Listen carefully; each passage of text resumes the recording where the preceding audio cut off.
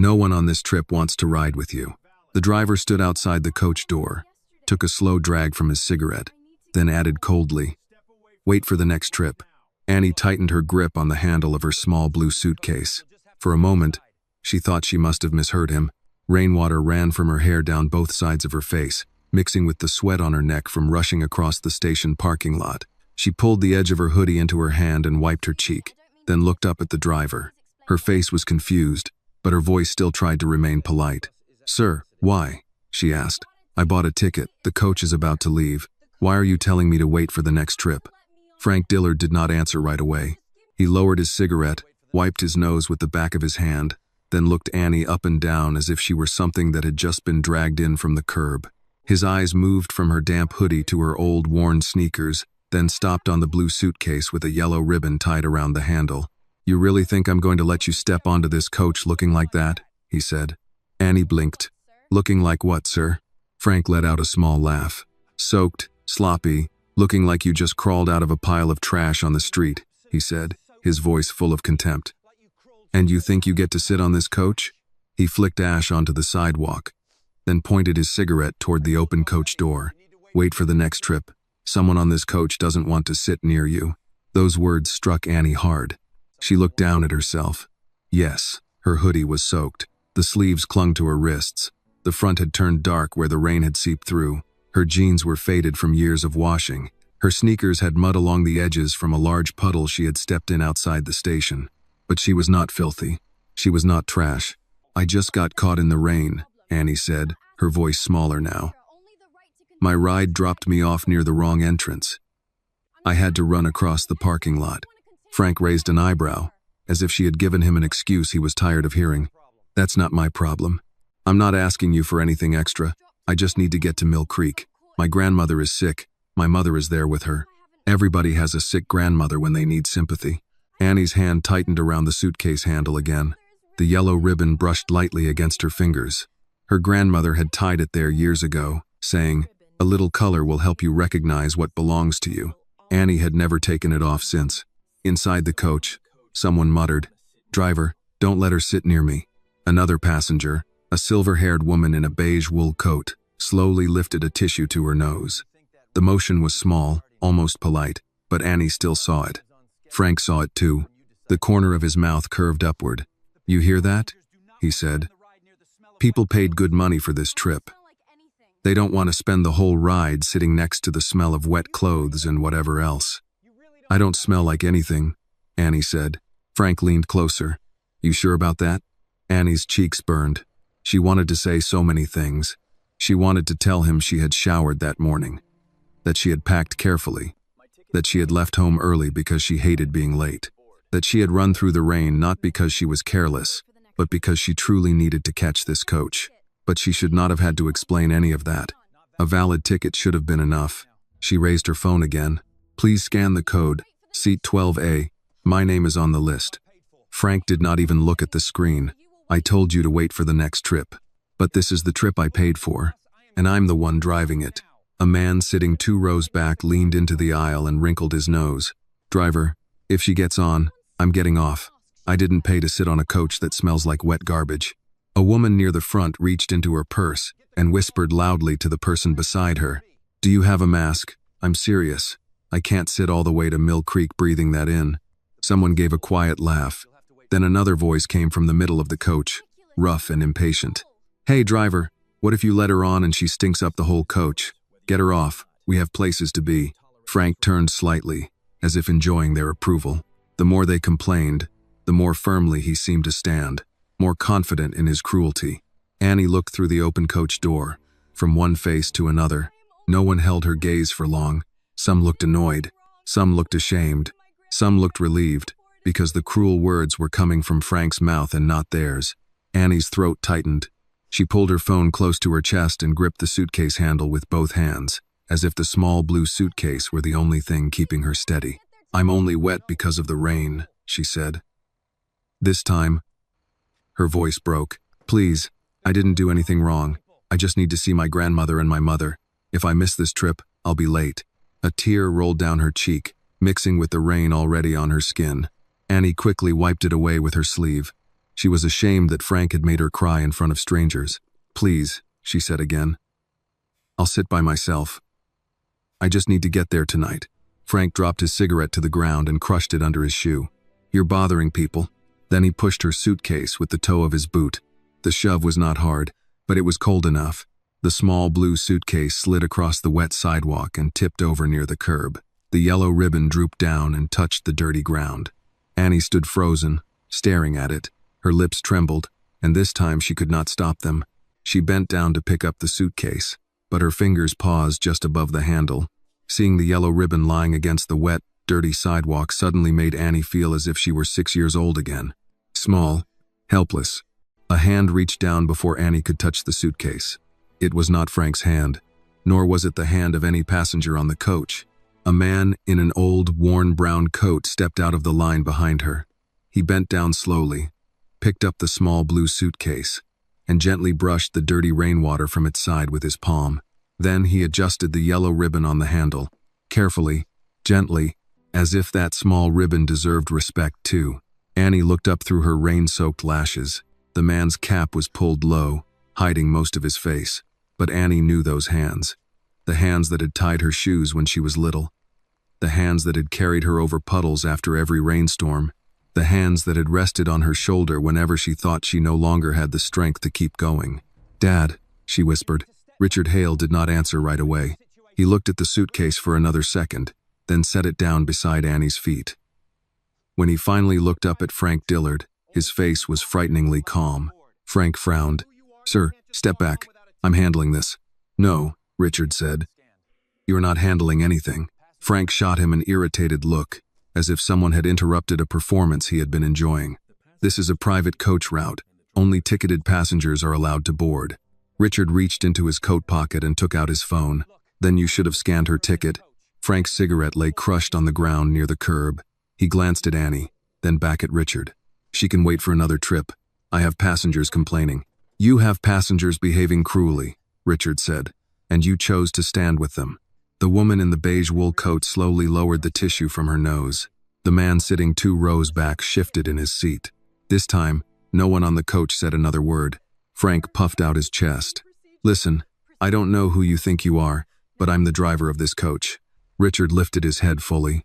For a moment, Frank still looked at him with irritation and confidence.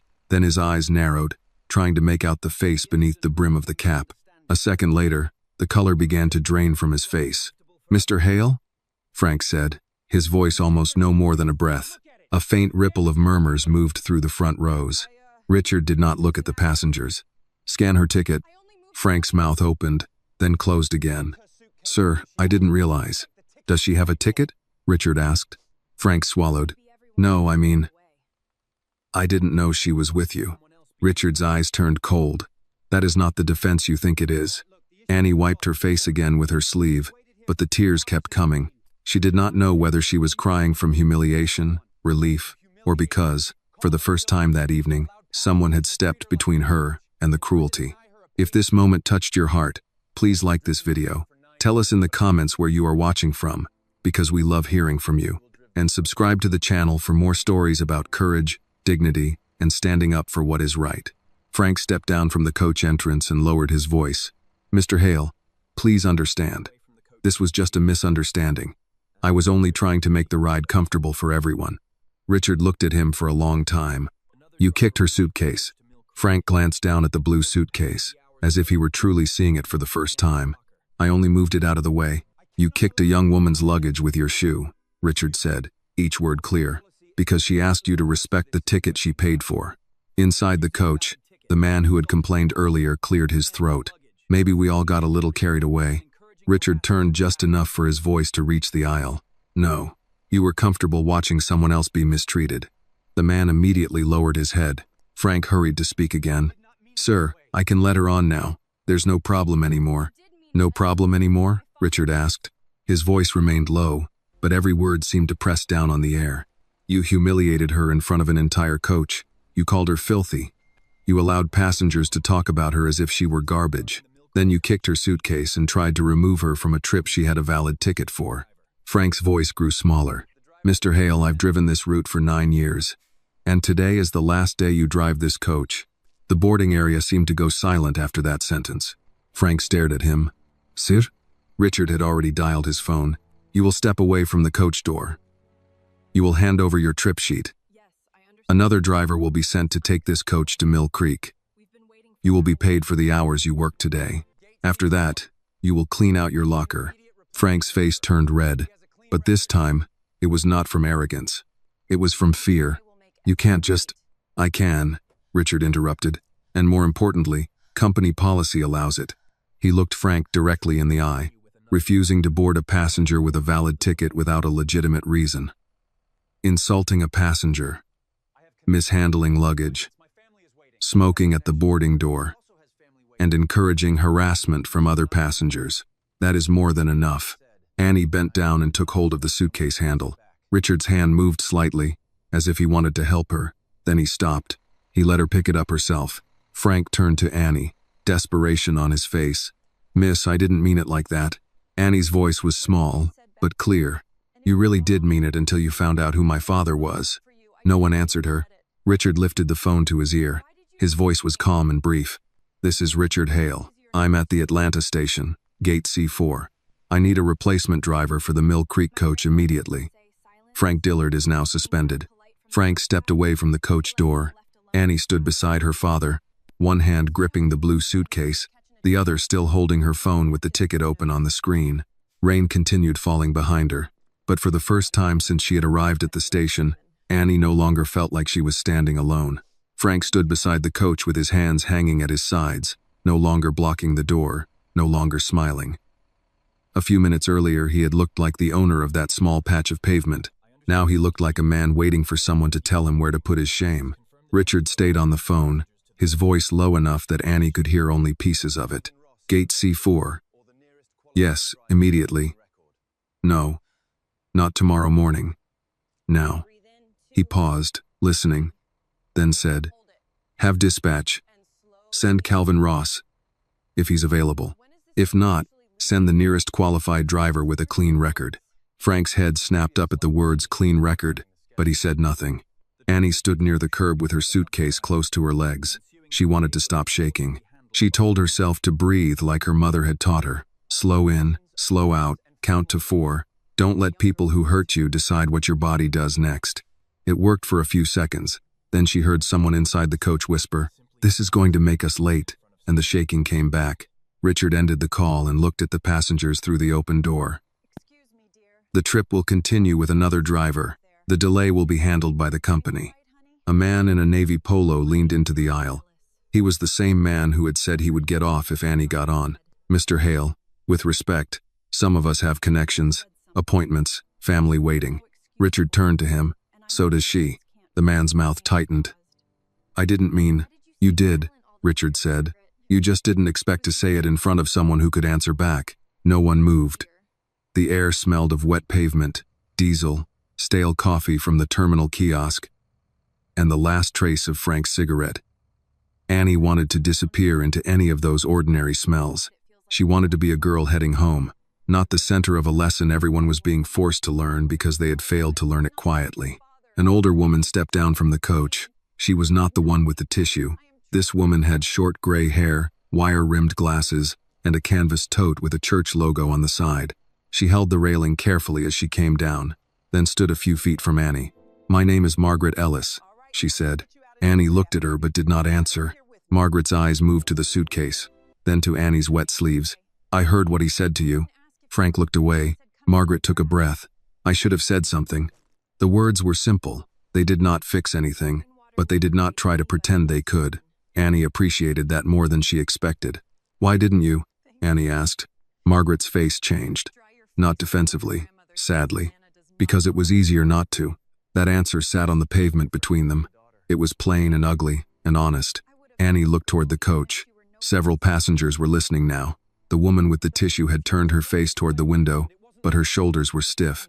The man in the navy polo folded his arms and stared at the seat in front of him. Nobody looked proud anymore. "My grandma used to say silence can sound polite from the outside," Annie said, "but inside it feels like being left alone." Margaret pressed her lips together. "She sounds like a wise woman." "She is. I'm sorry," Margaret said. Not because of who your father is. I'm sorry because you were standing right there and I did nothing. Annie nodded once. It was not forgiveness. Not yet. It was acknowledgement. At 18, she was old enough to know that some apologies were beginnings, not endings. A woman in a terminal uniform approached from the side entrance, walking fast but not running. She was about 60, with a silver badge clipped to her vest and reading glasses hanging from a chain around her neck. Her name tag read Gloria Bennett. She took in the scene with one glance. Frank off to the side, Richard by the door, Annie wet and pale, passengers silent. "Oh, honey," Gloria said, and there was no pity in her voice, only recognition. "Come over here out of the draft. I'm okay," Annie said automatically. Gloria gave her a look that only older women seem to own, the kind that made false bravery feel unnecessary. "I didn't ask if you were okay. I said come out of the draft." Annie obeyed. She moved a few steps closer to the wall, still holding her suitcase. Gloria pulled a stack of brown paper napkins from her vest pocket and handed them over. "Rainwater never made anybody less human," Gloria said. "Remember that."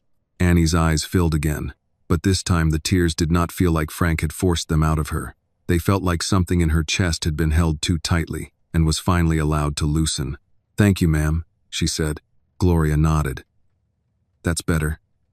Now dry your face before your grandmother thinks we don't know how to treat company in Atlanta." Richard heard the words and looked at Gloria.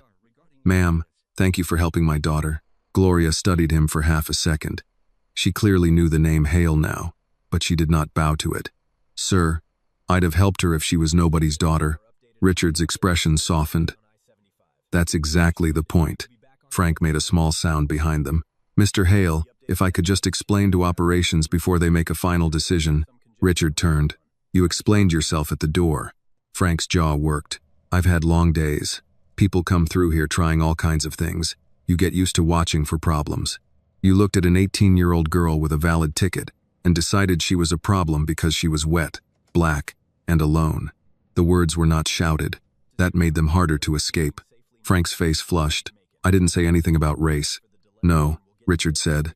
"You didn't have to." Annie looked at her father then. He had never spoken over her pain before.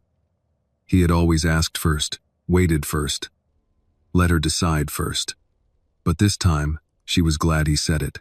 Not because she could not say it herself, but because some truths should not have to be carried only by the person being hurt. A dispatch supervisor arrived a few minutes later, a thin man with a tablet and a nervous walk. He asked Frank for the trip sheet, keys, route log, and incident statement. Frank handed them over with stiff fingers. The passengers watched him do it. The supervisor cleared his throat. "A replacement driver is on the way. Estimated 15 minutes. A groan started inside the coach, then died quickly when Richard looked up. Annie wiped her face with the napkins Gloria had given her. Her hoodie still clung to her arms.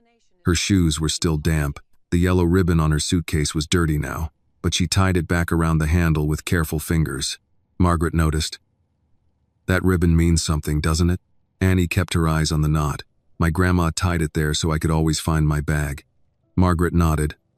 "Then I'm glad you still have it." Annie looked at the coach door. It was open now. No one stood in front of it. No one told her she smelled. No one told her she had to wait. But stepping through it still felt harder than it should have. Richard came beside her, close enough to be present, not close enough to push. "We can arrange another car," he said quietly. "You don't have to take this trip." Annie looked at the passengers, then at the ticket still glowing on her phone. "Seat 12A, paid in full, confirmed." "No," she said. "I bought this seat." Richard nodded once. "Then it's yours." Annie lifted her suitcase handle. This time, when she moved toward the coach, everyone watched. She hated that. But she kept walking anyway. Because sometimes dignity was not a speech or a victory. Sometimes it was a girl with wet sleeves and trembling hands stepping onto the trip she had already paid for. For the first 10 miles, no one spoke above a whisper. The coach moved out of Atlanta under a low gray sky, past the airport hotels, the gas stations, the fast food signs, and the long lanes of traffic heading home. Water clung to the windows in thin lines. Annie watched each drop shake loose and slide backward as the coach gained speed. She kept her hands folded in her lap because if she held them any other way, she thought people might see they were still trembling. Calvin Ross drove with both hands on the wheel. He did not make the trip feel rushed, even though they had left late. He used his turn signal early, braked gently, and called out over the speaker only when needed. "Folks, we'll be taking I-75 south for a stretch, then cutting over toward Mill Creek. I know we're behind schedule. We'll make one short stop if needed, but I'm going to keep it smooth." A few passengers murmured. Nobody complained loudly. Richard sat 3 rows behind Annie on the opposite side. From where he was, he could see the back of her damp hoodie and the curve of her shoulder against the window. He wanted to move closer. He wanted to tell her again that he was sorry, but she had said, "Not here," and he respected that. Protection did not mean taking over the room every time pain appeared.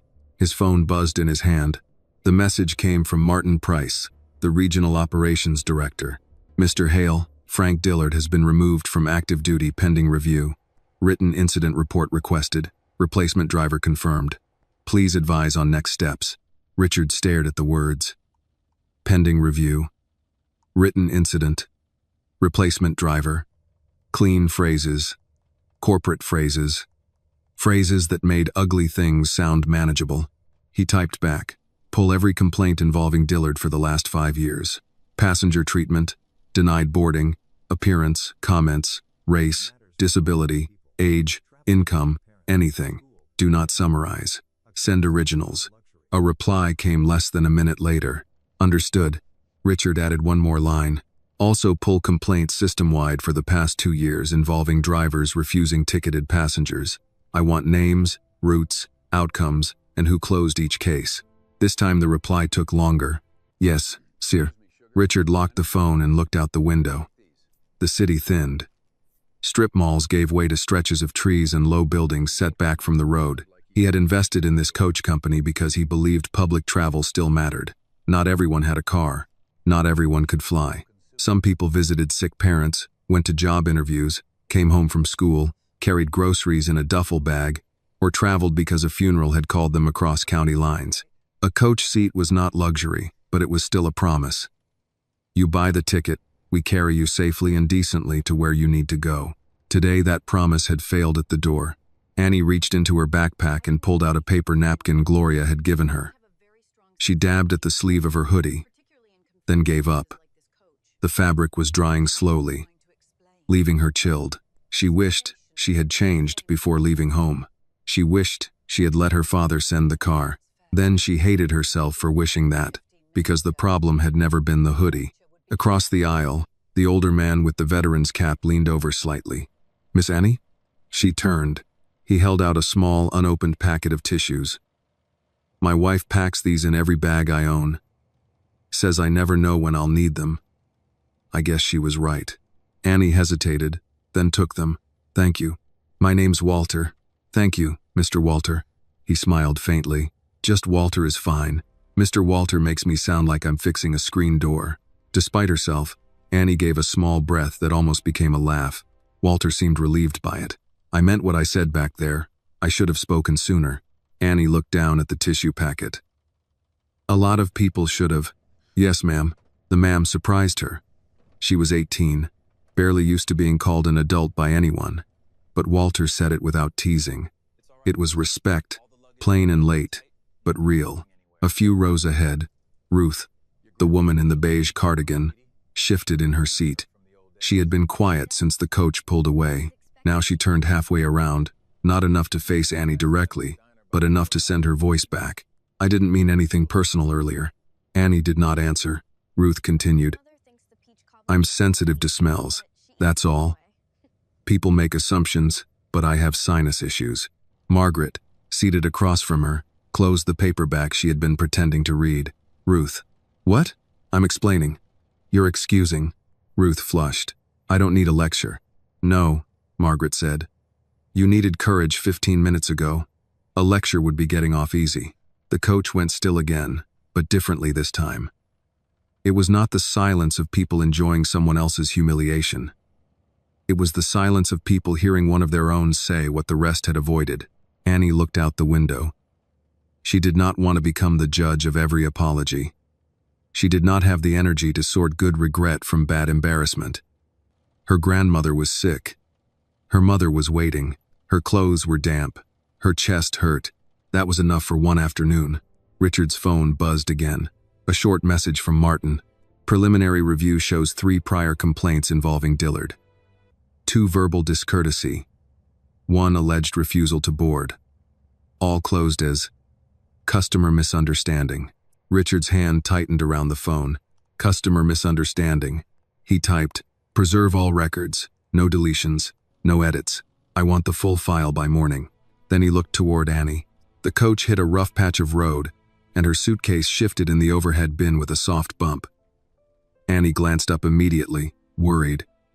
Calvin noticed in the mirror. "Bag's secure, miss," he called back. "Just a seam in the road." "Okay," Annie said. "Your grandma in Mill Creek?" Calvin asked, keeping his eyes forward. "Yes, sir. Good town. They still got that diner by the courthouse? May's Kitchen? That's the one. Best peach cobbler I ever had came out of that place." Annie's face softened. "My grandma says their cobbler is too sweet, but she eats it anyway." Calvin chuckled. "That's how you know it's good." The small exchange eased something in the coach. Not everything, not even close, but enough that Annie could breathe without feeling the whole bus watching her inhale. Richard saw it and was grateful to Calvin for doing what Frank had failed to do, treat her like a passenger, not a problem. A message from Annie's mother came through Annie's phone. "Grandma is resting. Don't rush. We're here." Annie read it twice. Her eyes burned again, but this time she did not cry. She typed back, "On the coach now, running late. I'll explain when I get there." Her mother replied almost immediately, "Are you safe?"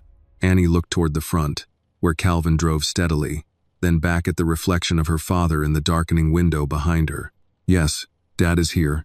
3 dots appeared, disappeared, appeared again. "Of course he is." Annie almost smiled. She tucked the phone away and leaned her head against the window. Outside, Atlanta had fallen behind them. The road opened into long stretches of pine and wet grass, the kind of view her grandmother loved because it meant home was getting closer. Behind her, Richard unlocked his phone once more and opened a blank note. He wrote 1 sentence at the top. A ticket should have been enough.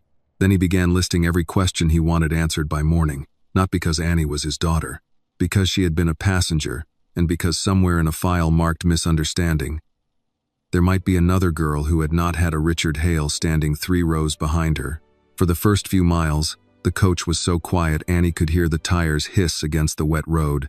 She sat in 12A with her hands folded over her phone, watching Atlanta slide past the window in gray and silver pieces. Airport hotels, gas stations, warehouse lots, fast food signs, all of them blurred by the rain still clinging to the glass. Her hoodie was drying slowly, but the sleeves remained cold against her wrists. Every now and then she caught her own reflection in the window and looked away. She had made it onto the coach. That should have felt like a relief. Instead, it felt like sitting in a room full of people who had seen her pushed down and were now embarrassed that she had not stayed there. Calvin Ross kept both hands on the wheel. He drove without hurry, even though they were behind schedule. After the coach merged onto the highway, he clicked on the speaker and spoke in a steady voice. "Folks, we're headed south toward Mill Creek. We're running later than planned, and I know that matters to some of you. Dispatch has been notified. We'll keep the ride steady and get you there safely." No one argued. 3 rows behind Annie, Richard Hale sat by the aisle, his cap still low, his plain black suitcase at his feet.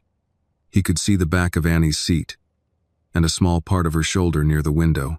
He wanted to move beside her, to ask again if she was all right, to undo what had happened with the force of money, apology, and fatherly rage. But Annie had already told him without saying the words, not here, not in front of them. So he stayed where he was. His phone buzzed. A message from the regional operations director appeared on the screen. "Mr. Hale, Frank Dillard, has been removed from active duty pending internal review. Replacement driver confirmed. Please advise next steps." Richard read the message twice. Removed from active duty. Pending review. Internal review. Words designed to make a public humiliation sound like paperwork. He typed back, Pull every complaint involving Frank Dillard for the last 5 years. Passenger treatment, denied boarding, verbal misconduct, appearance-based comments, racial complaints, age-related complaints, disability complaints. Send original reports, not summaries. The reply came quickly. Understood, Richard added. Also pull all company-wide complaints for the last 2 years involving ticketed passengers being refused boarding. Include route, driver, passenger statement, supervisor response, and final outcome. This time the answer took longer. Yes, sir. Richard locked the phone and looked toward the front of the coach. Calvin drove in silence. Frank was gone. But Richard knew better than to confuse one man's removal with justice. A door had been blocked. A ticket had been ignored. A girl had cried in front of strangers while paid employees and paying passengers found reasons to let it happen. That was not one bad afternoon. That was a system showing its teeth. Across the aisle, the older man in the veteran's cap leaned slightly toward Annie. He had introduced himself earlier as Walter, but his voice now was softer. Miss Annie? She turned her head just enough to look at him. He held out an unopened packet of tissues. My wife puts these in every jacket I own. Says I never know when I'll need one. Turns out she was right. Annie hesitated, then accepted it. Thank you. Walter nodded. I'm sorry for not speaking up sooner. She looked at the packet in her hand. You weren't the one who said those things. No, ma'am, he said, but I sat close enough to hear them. That answer was not polished. It did not try to make him look better than he was. Annie appreciated that. A few rows ahead, Ruth, the woman in the beige cardigan who had covered her nose, shifted in her seat. She turned halfway around, not fully enough to face Annie. I just want to say, Ruth began, I have sinus problems. People may have misunderstood what I was doing back there. Margaret Ellis closed the paperback in her lap. Ruth stiffened. What? That is not an apology. I didn't say it was. That's the problem. Ruth's mouth tightened. I don't appreciate being judged by people who don't know me. Margaret looked at her for a long moment. Then you should understand what you helped do to that girl. The coach went quiet again, but it was no longer the same silence from the terminal. This silence had weight. It made people sit with themselves. Annie turned back to the window. She did not want Ruth's explanation. She did not want to be asked to comfort the people who had made her feel unclean. She wanted her grandmother's living room, the old blue blanket over the back of the couch, her mother's hand on her shoulder, and the smell of cornbread that always seemed to stay in that house no matter what time of day it was. Her phone vibrated. Mom, Grandma is resting. Don't rush. We're here. Annie stared at the message until the words steadied her. She typed, I'm on the coach. We're late. I'll explain when I get there. Her mother replied almost immediately. Are you safe? Annie looked at Calvin at the wheel, then saw her father's reflection faintly in the window behind her. Yes, Dad is here. A pause. Then her mother sent, Of course he is. For the first time since the boarding door, Annie almost smiled. At the front, Calvin glanced into the mirror. Miss Annie, your grandma live in Mill Creek proper or outside town? Annie sat up a little. Just outside, near the old church road. By May's kitchen? Yes, sir. Calvin gave a small chuckle. Best peach cobbler in the county. My grandma says it's too sweet. Does she still eat it? Annie's mouth softened. Every time. Then she knows it's good. A few passengers relaxed at that. Not because everything was fine, but because Calvin had done something Frank never tried to do. He spoke to Annie like a person with a destination, a family, a favorite diner, a reason to be on the road. Richard heard the exchange and looked down at his phone again. He opened a blank note and typed one line at the top. A ticket should have been enough. Below it, he began writing questions. How many passengers had been refused without cause? How many complaints had been closed as misunderstandings? How many drivers had learned that a tired traveler, a poor traveler, a black traveler, an elderly traveler, or a wet girl with a suitcase could be treated as optional? The coach rolled farther from Atlanta. The buildings thinned into pine trees, roadside churches, small repair shops, and fields darkened by rain. Annie leaned against the window and held the tissue packet in her lap. Her eyes were dry now, though her chest still hurt. Behind her, Richard kept writing, not because Annie was his daughter, because somewhere in those company files, there might be another passenger who had bought a ticket, stood at a door, and had no one powerful waiting 3 rows behind her. The road narrowed after the highway split, and the coach settled into a slower rhythm. Pine trees pressed closer to both sides, their dark trunks slick from the rain. Every few miles, a church sign or a closed produce stand appeared in the window, then disappeared behind them. Annie knew this part of Georgia. Not every road by name, but by feeling. The land softened before it reached Mill Creek, as if the town had asked the world to lower its voice before coming in. Her phone rested in her lap. The tissue packet Walter had given her sat unopened beside it. She did not need it now, but she kept it there because the gesture mattered. It was late, but it was still kindness. Behind her, Richard's phone kept lighting up. He had turned off the sound, but Annie could see the reflection in the window. Message after message, names she did not know, people who probably straightened in their chairs the moment they saw his number. She wondered what they were saying on the other end. Maybe they were calling it an incident, maybe a misunderstanding, maybe an unfortunate customer experience. She hated that phrase without ever hearing it. An experience was a vacation, a meal, a concert, a first ride home on a coach because you wanted to feel ordinary for once. What happened at Gate C4 was not an experience. It was a man deciding she could be humiliated because he thought no one important had come with her. Calvin turned off the main road and eased the coach through a smaller stretch lined with wet grass and low fences. Folks, we're about 40 minutes from Mill Creek if traffic stays kind. No service stop unless somebody needs one. If you do, speak up. No one did. Margaret Ellis turned in her seat and looked back at Annie. Your grandmother know you're close? Annie nodded. My mom texted. She's resting. That's good. Margaret hesitated. When my mother got older, she'd pretend she didn't need anyone. Then she'd call me to ask if I remembered some recipe she knew perfectly well, just so I'd come over. Annie looked at her. Grandma does that with cornbread. Margaret smiled a little. Then you better let her teach you again. The sentence was simple, but it made Annie's chest ache in a different way.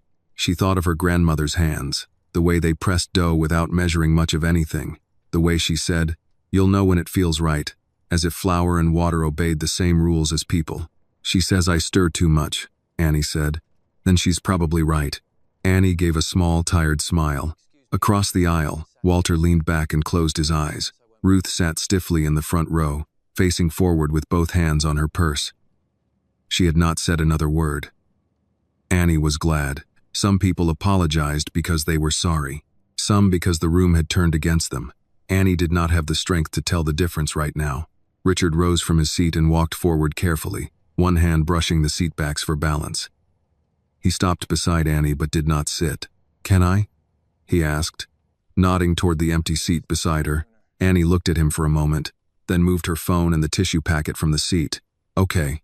Richard sat down. For a few seconds they watched the road together through the same window. He still wore the plain cap and brown jacket, but Annie could feel the difference in him. The disguise no longer mattered. Everyone on the coach knew who he was now. What they did not know was that he was trying very hard not to be only that. I should have stepped in sooner, he said. Annie kept her eyes on the window. You stepped in, after he kicked your suitcase. I know. That's what I'm sorry for. She turned slightly. Dad, if you had stepped in the second he opened his mouth, everybody would have behaved because of you. Then we wouldn't know what they were willing to do when they thought I was alone. Richard absorbed that. You shouldn't have had to be the test. No, she said. I shouldn't have. There was no anger in her voice, which somehow made the words harder for him to take. He looked down at his hands. I wanted you to have a normal trip. I did too. I thought following from a distance was the right balance. It was. Annie paused.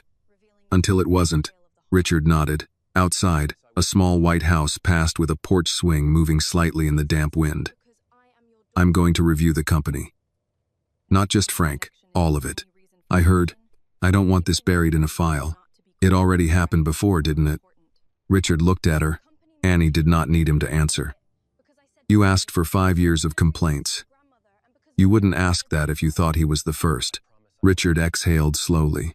Preliminary search shows 3. 3 written down, Annie said. Yes. She leaned back against the seat. Then there are more. Richard hated how certain she sounded. Not dramatic, not bitter, certain. I'll find them, he said. Annie turned to him fully now. Her eyes were still red, but steady. Don't fix it, because I'm your daughter. Hemet hergaze, she continued. If that's the reason, then nothing changes. People will just learn not to be cruel when they recognize somebody important. Richard said nothing. Fix it because I had a ticket, because I said please, because I was trying to get to my grandmother, because none of that mattered to him. Richard's throat moved. I will. I mean it. I know you do. No, Annie said softly. I need you to hear me. Not as your kid, as the person standing at that door, that landed between them with the weight of something larger than family. Richard had spent Annie's whole life trying to protect her from the cost of his name. Now she was asking him to use that name for people who would never have it. He nodded once. I hear you. Annie looked back out the window. Good. Calvin's voice came over the speaker a few minutes later. Coming up on County Line Road. Mill Creek. Stop, in about half an hour. The words shifted something in Annie. She was close now, close to the porch light, to her mother's worried face, to her grandmother's hand closing over hers, close to a house where no one would ask whether she belonged. Richard returned to his seat after a while, leaving her the space she needed. Annie picked up her phone and typed one more message to her mother. Almost there. The reply came quickly. Porch light is on. Annie held the phone against her chest and closed her eyes. For the first time since Gate C4, she let herself believe the day might still end somewhere gentle. The porch light appeared before the house did. Annie saw it through the front windshield as the coach turned off the main road and slowed near the Mill Creek stop. A small covered platform beside a closed pharmacy, and a diner with one red sign still glowing in the window. Beyond the stop, down a narrow side street, the porch light at her grandmother's house shone through the damp evening like someone had placed a hand against the dark and said, Here. Calvin eased the coach to the curb. Mill Creek, he called. Folks getting off here. Take your time. Ground's wet. That small warning almost made Annie cry again. Not because it was grand, but because it was ordinary kindness. The kind Frank could have offered and chose not to. She stood and reached for her suitcase. Before she could pull it down, Walter rose across the aisle. May I? Annie looked at him. He had one hand lifted. Not touching the bag yet. She nodded. Yes, thank you. Walter brought the suitcase down carefully and set it in the aisle without letting the wheels hit hard. The yellow ribbon, still stained from the pavement, hung from the handle. Annie touched it once, then pulled the suitcase behind her. Richard stood 3 rows back, waiting. He did not crowd her. He let her go first. As Annie passed Margaret, the older woman reached into her canvas tote and pulled out a small folded card. I wrote my number on there, Margaret said. Not to bother you, just in case your father's people need a witness. Annie accepted it. Thank you, Miss Ellis. Margaret's eyes softened at the formal name. And Annie? Yes, ma'am? Margaret swallowed. I'm going to remember what you said about silence. Annie nodded. I hope you do. At the front, Ruth sat stiffly, hands locked on her purse. Annie did not look at her for long. She had learned, in one long afternoon, that not every person deserved a final word from you. Some had already received more of your heart than they had earned. Calvin stood at the bottom step when Annie came down. He had already opened the luggage compartment, though her bag had been overhead. Habit. Maybe. Service. Maybe. Either way, he stood aside so she could step onto the wet curb safely. Miss Annie, he said, I'm sorry the first face you saw from this company today wasn't better. Annie looked at him. The rain had stopped, but the air still smelled like wet pavement and pine. Then make sure the next girl sees a better one, she said. Calvin held her gaze and nodded. I can do that. Richard came down behind her, carrying his plain black suitcase. To anyone at the stop, he still looked like a tired man coming off a long ride. But Calvin knew now. Everyone on the coach knew. Still, Calvin did not make a show of it. He only said, Mr. Hale. Richard answered, Mr. Ross, thank you for bringing them in steady. Just doing the job right. That matters. Calvin gave a small nod and returned to the coach. The door folded shut. Through the window, Annie saw passengers shifting in their seats, some watching her, some pretending not to. A few hours ago, those eyes had made her feel small. Now they only made her tired. The coach pulled away from the curb, its red taillights blurring against the damp road. Annie stood beside her father until it turned the corner and disappeared. Richard looked at her suitcase. "Do you want me to carry it?" "No," Annie said. Then, softer, "But you can walk with me." They crossed the quiet street together. Mill Creek was not the kind of town that rushed at night. Most storefronts were dark. May's kitchen had 2 people visible inside, one wiping the counter, another stacking chairs. A flag hung heavy and wet outside the post office. Somewhere nearby, a dog barked once and stopped. Richard's phone buzzed again. He looked at the screen but did not answer. Annie noticed. "You can take it. It can wait." "Is it about Frank?" "Probably." "Then it can wait," she said. He slipped the phone back into his pocket. They walked another block. Annie's suitcase wheels clicked over cracks in the sidewalk. The sound was uneven because one wheel had been knocked slightly offline when Frank kicked it. Richard heard it too. His jaw tightened, but he said nothing. At the corner, Annie stopped. "What is it?" Richard asked. She looked down at the suitcase. "I keep thinking about if you hadn't been there." Richard's face changed. "Annie, no. I mean it." Her voice stayed quiet. He would have shut the door. They would have gone. And everyone on that coach would have told themselves, "I probably got on the next one." Richard looked toward the house ahead.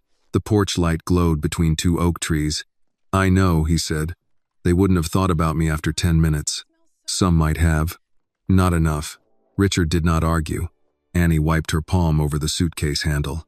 "I don't want people scared to be mean to me because of you. I want them to be ashamed before they know who anybody belongs to."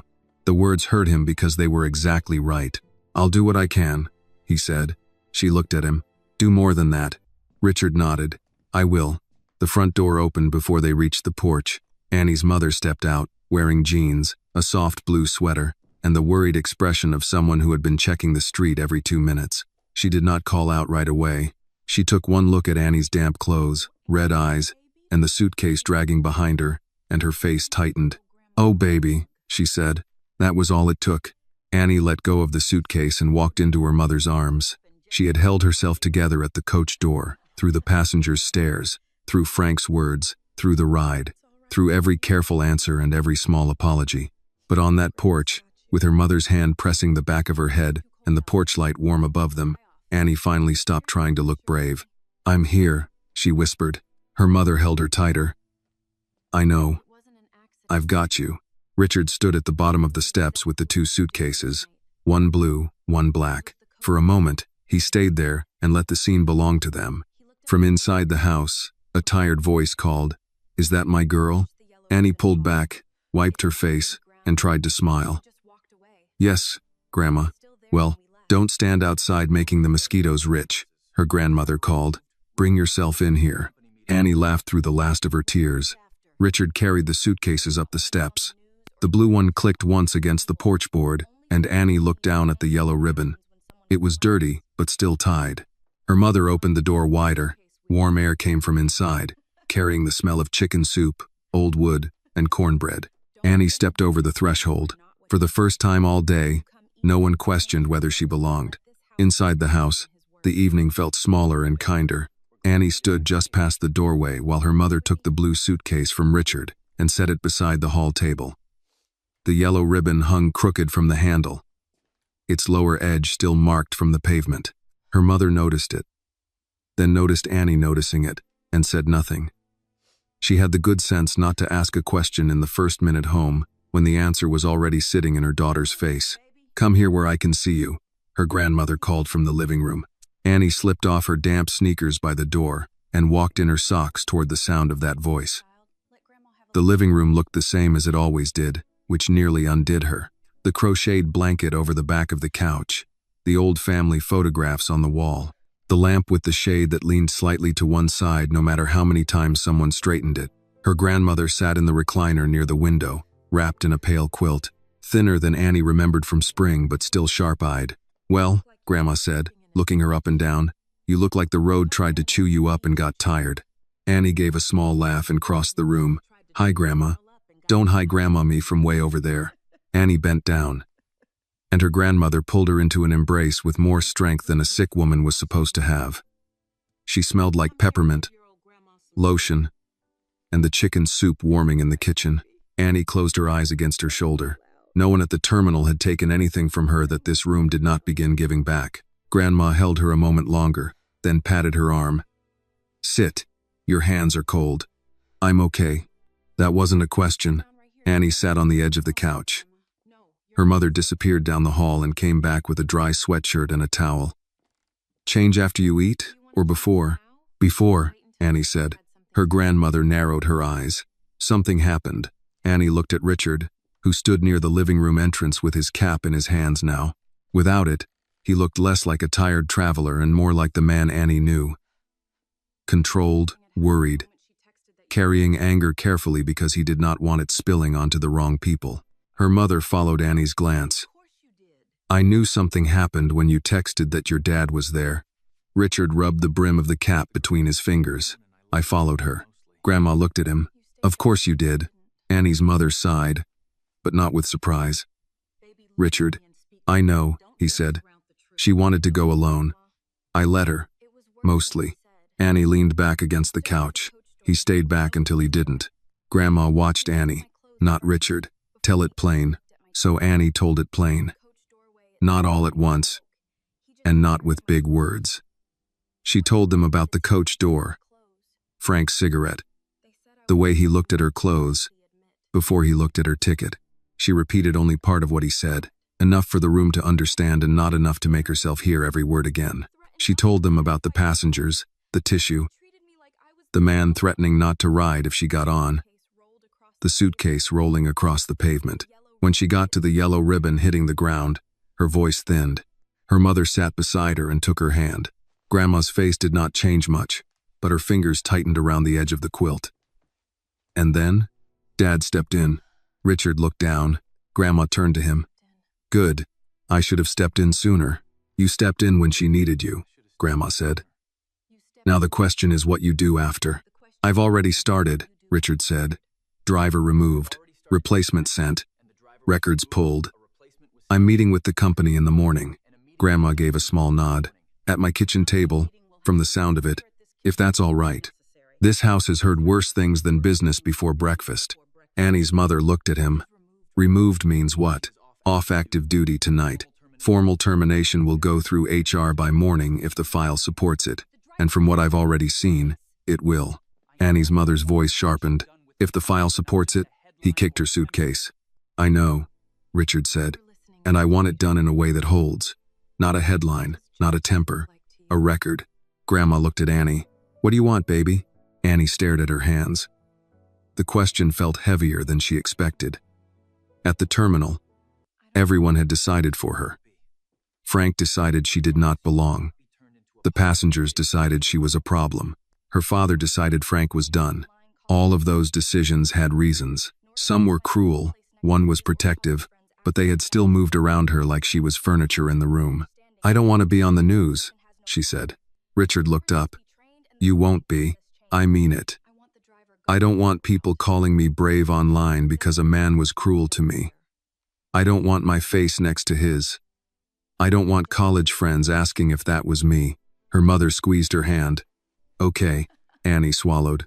"I want the company to change what happens when someone complains.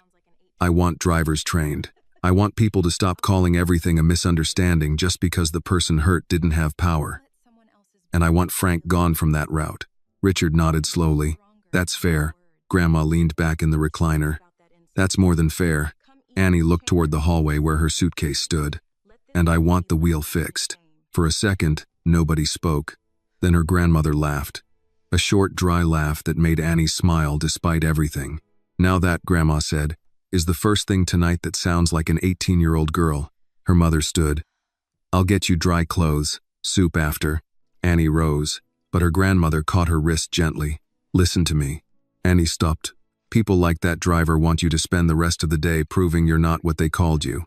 Don't do it. Eat. Change clothes. Sit with me. Let your father handle the papers. Let your mother fuss. Let this house be louder than what he said." Annie nodded, her eyes filling again. "Okay." Richard looked away, giving her the privacy of not being watched while she gathered herself. A few minutes later, Annie changed into a dry sweatshirt and soft pants in the small bedroom that had always been hers when she visited. When she came back, Her mother had set bowls of chicken soup on the table, with cornbread wrapped in a towel to keep warm. Richard had washed his hands and rolled up his sleeves. Grandma had insisted on being moved closer to the table, though everyone told her not to bother. "I'm sick, not dead," she said, and that ended the argument. They ate slowly. Nobody forced the conversation toward the coach. Grandma asked about Annie's summer classes. Her mother complained that the grocery store in town had moved the bread aisle again, and Richard listened more than he spoke. Outside, water dripped from the porch roof. Inside, spoons touched bowls, chairs creaked, and the clock above the stove ticked with stubborn patience. Halfway through dinner, Richard's phone lit up on the counter. He glanced at it once. Annie saw his face change. "Is that them?" "Yes." "Bad?" "Long." Grandma reached for her glass of sweet tea. Long usually means bad with paperwork. Richard read silently for a moment, then set the phone down face up. More complaints. Not just Frank. Annie did not ask how many. Not yet. Her mother closed her eyes briefly. "Of course." Richard looked at Annie. "We'll talk about it in the morning." Annie shook her head. "No, you'll talk about it in the morning. I'm going to sit with Grandma." Grandma smiled. Best decision made all day. After dinner, Annie sat on the couch beside the recliner while her grandmother dozed with the television low. Her mother washed dishes in the kitchen despite Richard offering twice. Richard sat at the table with his laptop open, reading files that should have been read long before a girl cried at gate C4. Annie looked at the blue suitcase in the hallway. The yellow ribbon had dried stiff and dirty. Tomorrow, her father would begin pulling at the system. Tonight, she reached for her grandmother's hand and held it gently, grateful that some doors still opened without asking who she was.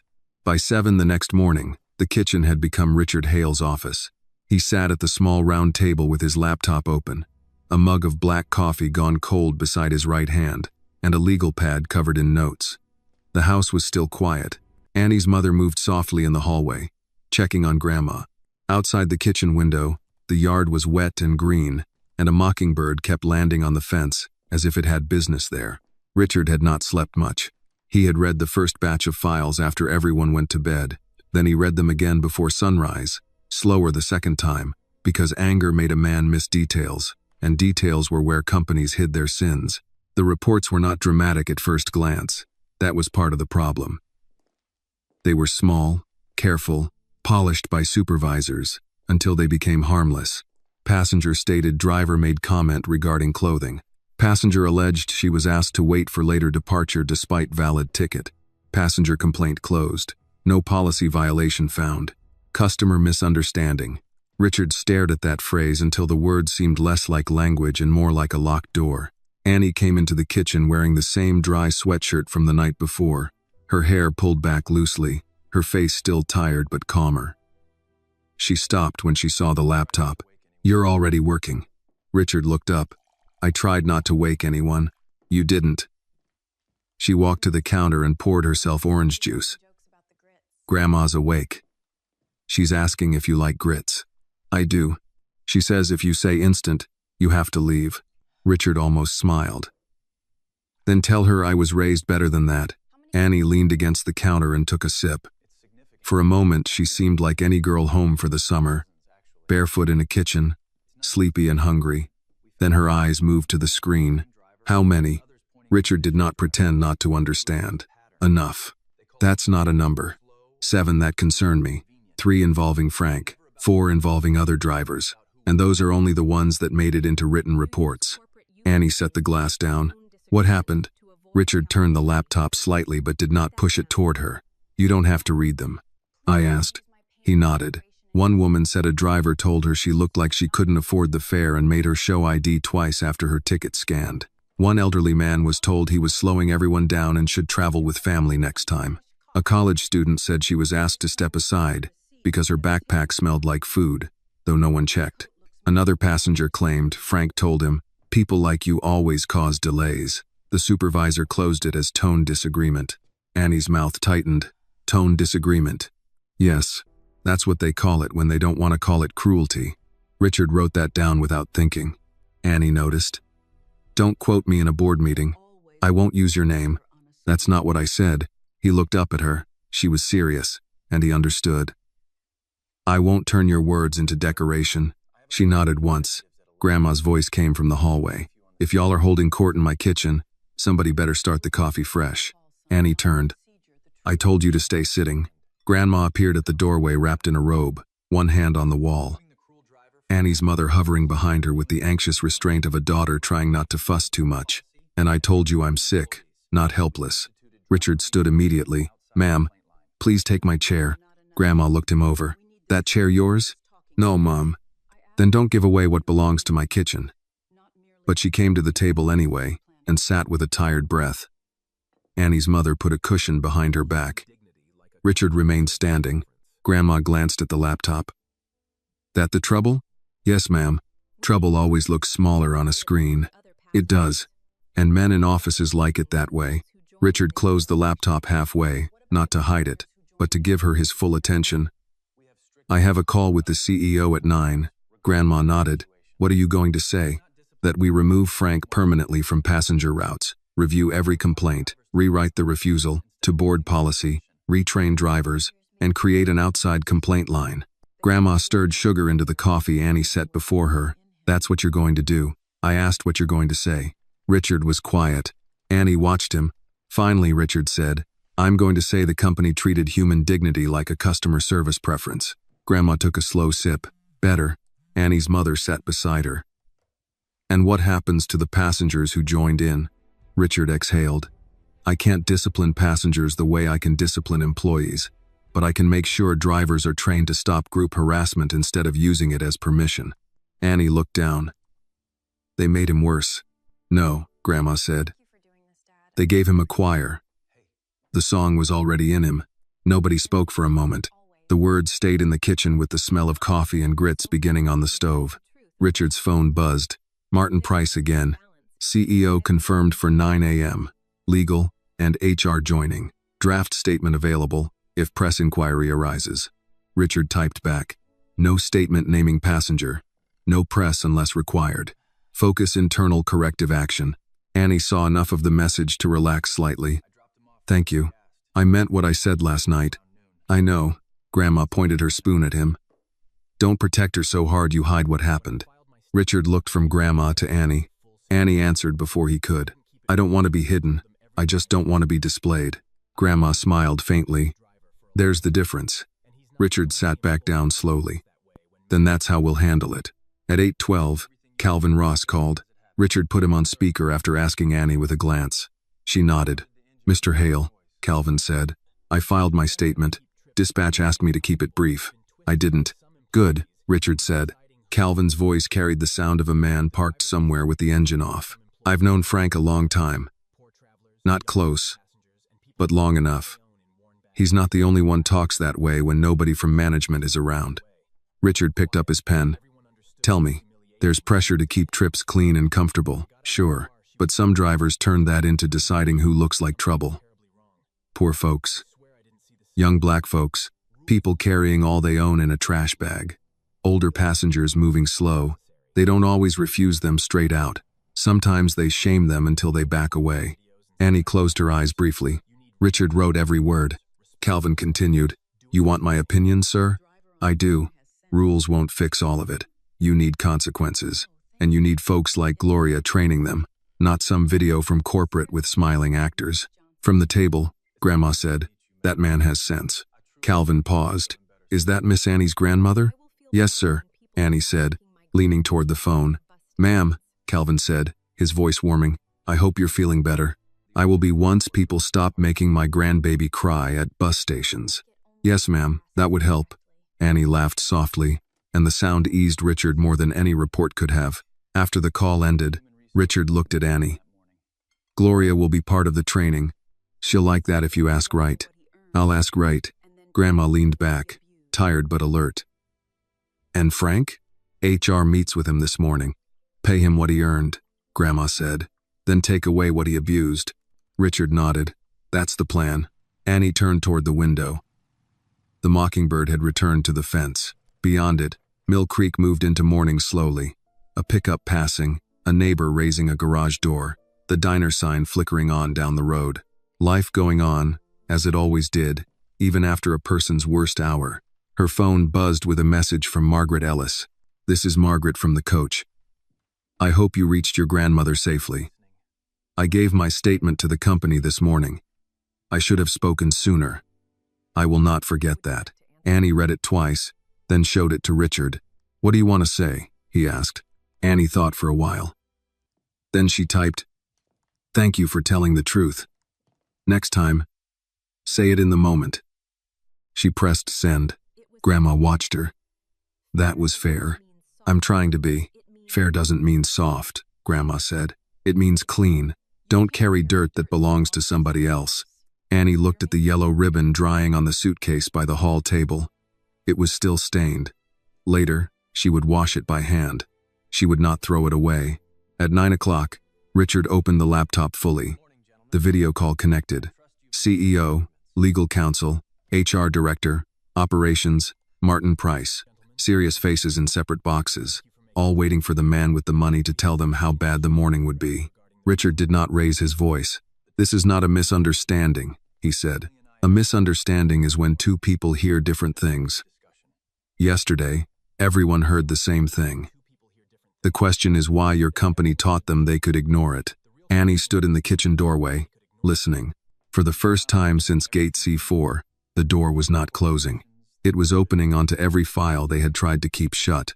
The CEO's name was Daniel Reeves, and he began the way men often began when they hoped language could soften consequences. Mr. Hale, first, let me say personally that we are deeply concerned by what occurred yesterday. The behavior described does not reflect our values, and we are committed to a thorough review. Richard sat at Grandma's kitchen table with both hands folded beside the laptop. Annie stood near the doorway, one shoulder against the frame. Her mother stayed by the stove, stirring grits she was no longer watching. Grandma sat wrapped in her robe, coffee in hand, eyes fixed on the screen like she could see through every polished sentence. Richard waited until Daniel finished. Then he said, "Which behavior?" Daniel blinked from his little square on the screen. "I'm sorry?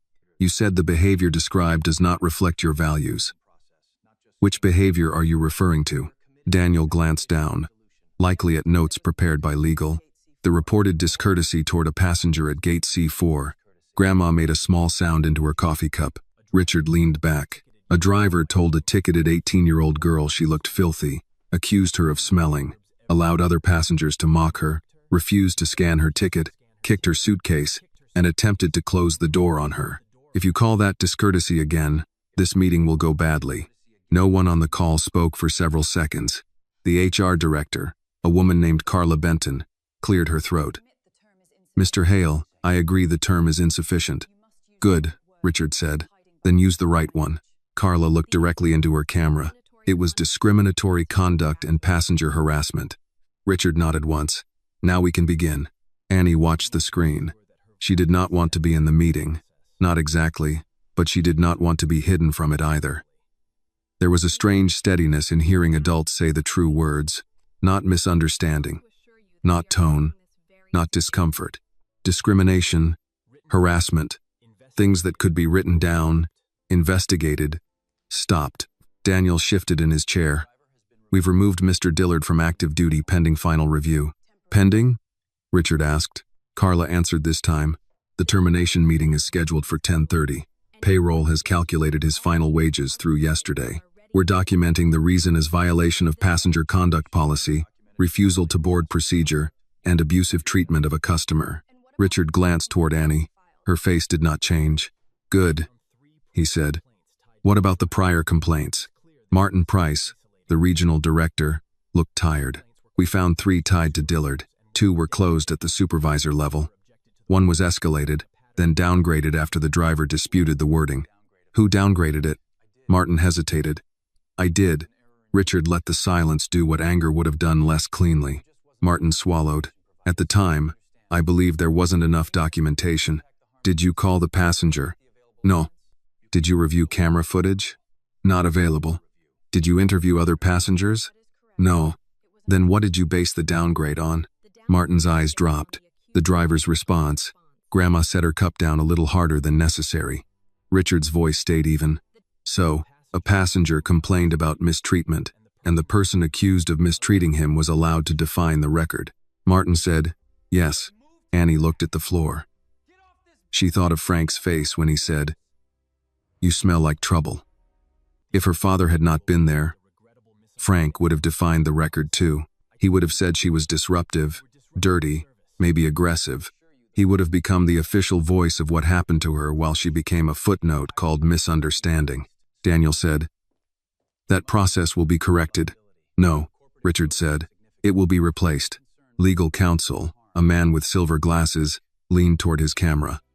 "Mr. Hale, we should be careful about creating procedures that imply prior liability." Richard looked at him. "I'm not asking how to imply less. I'm asking how to harm fewer people." The lawyer closed his mouth. Annie's mother turned the stove off. Richard opened the legal pad in front of him. "Here are the minimum changes. First, no driver may refuse a ticketed passenger without a documented safety or policy reason, and that reason must be logged before departure, except in emergencies. Appearance, clothing, wetness from weather, perceived poverty, age, race, or passenger discomfort are not valid reasons." Carla nodded and began writing. "Second," Richard continued, "any complaint involving discrimination, humiliation, refusal to board, disability, age, race, or appearance-based treatment goes to an independent review line, not the local supervisor alone." Daniel said, "That will require staffing." "Then staff it." No one argued. "Third, driver training is not going to be a 30-minute video with stock music and a quiz everyone clicks through. Gloria Bennett from the Atlanta terminal will be invited and paid as a field advisor. Calvin Ross will be invited too. They understand what your policy misses." Martin nodded quickly. "I can arrange that." "You will ask them," Richard said. "Not arrange them like furniture." Annie saw Grandma smile faintly. "Fourth," Richard said, "passengers who participate in harassment will be warned once. If they continue, they can be removed at the next safe company stop or denied future travel under existing conduct rules. Drivers need authority to stop a crowd from turning cruelty into entertainment." Carla said, "That language is strong. It needs to be." Daniel rubbed his forehead. "We can draft an updated passenger dignity policy." Annie spoke before she had decided to. "Don't call it dignity if nobody has to follow it." Every face on the screen turned still. Richard looked at her, not surprised, just attentive. Annie stepped farther into the kitchen. "Sorry," Grandma said. "Don't be." Annie looked at the laptop. "Yesterday, everybody had words. Comfort. Standards.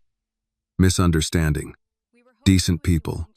They used words to make it sound normal that I was standing outside with a ticket while a driver called me trash. So don't make another nice phrase unless it changes what happens at the door." Carla's expression softened, but she did not pity her. "That is a fair point," Daniel said. "Miss Hale, I want to apologize directly for what happened to you." Annie's jaw tightened at the name. "My last name is not the reason you should apologize." Daniel stopped. "My ticket was," she said. "My voice was. The fact that I was a person trying to get to my grandmother was." Daniel lowered his eyes. "You're right." Richard did not rescue the moment. He let Daniel sit in it. Carla spoke next. "Annie, would you be willing to review the policy once it's drafted? No public role, no media, nothing with your name attached. Just your eyes on it." Annie looked at Richard. He said, "Only if you want to." She thought about Frank, about Ruth's tissue, about Margaret's message, about the yellow ribbon drying by the hallway. "I'll read it," she said. "But Gloria and Calvin should read it too." Carla nodded. "Agreed." Daniel exhaled. "We'll have a draft by Friday." "Wednesday," Richard said. Daniel paused. "Wednesday." The meeting continued for another 20 minutes. Dates were set, files assigned. Frank's termination confirmed as proceeding that morning. Every open complaint flagged for review. Richard required written updates every 48 hours until the first round of changes was complete. When the call ended, the kitchen stayed quiet. Grandma lifted her coffee. "Well, the grits are cold." Annie let out a breath that almost turned into a laugh. Her mother touched her shoulder. "You spoke well." "I didn't plan to. Most true things don't wait for planning," Grandma said. Richard closed the laptop. He looked older than he had before the call, not weaker, just more aware. "You shouldn't have had to say any of that." Annie sat at the table across from him. "But I did." "Yes," he said. You did. She reached for the legal pad and turned it toward herself. At the top, Richard had written the same sentence from the night before. A ticket should have been enough. Annie looked at it for a long moment, then picked up his pen. Underneath, she wrote one more line. The next passenger should not need a witness with power. Richard read it, then looked at her. That stays, he said. Grandma pushed herself up slowly from the chair. Now somebody heat these grits before Justice gets blamed for ruining breakfast. By late morning, the house had settled into two kinds of work. In the living room, Annie sat beside her grandmother with a folded towel across her lap, carefully cleaning the yellow ribbon from her suitcase. She used warm water and a little dish soap in a bowl her mother had brought from the kitchen. The stain did not come out right away. It loosened slowly, one pale streak at a time. Grandma watched from the recliner. Don't scrub it to death. I'm not. You are. That ribbon's been through enough. Annie eased her hand. It got dirty. That happens when something goes where it's supposed to go.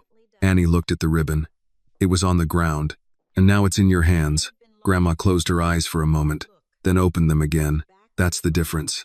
At the kitchen table, Richard spoke on the phone with Carla Benton from HR. His laptop was open, but he was not looking at it.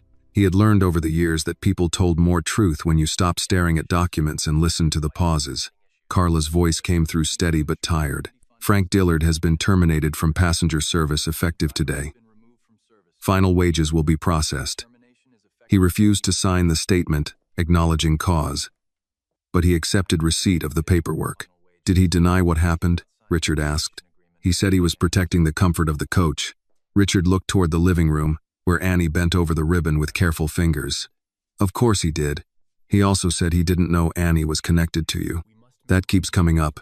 I told him it was irrelevant. Good. Carla paused. He asked if there was any possibility of reassignment.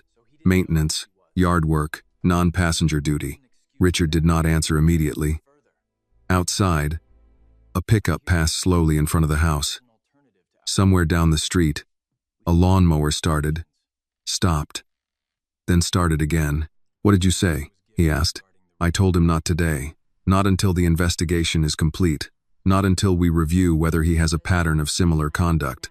Richard tapped his pen once against the table. That's right. I don't want revenge hiring decisions any more than I want cover-up hiring decisions. But he does not get near passengers. He won't. After the call, Richard stayed seated. Annie's mother, Elise, came in from the hallway with a basket of laundry against her hip.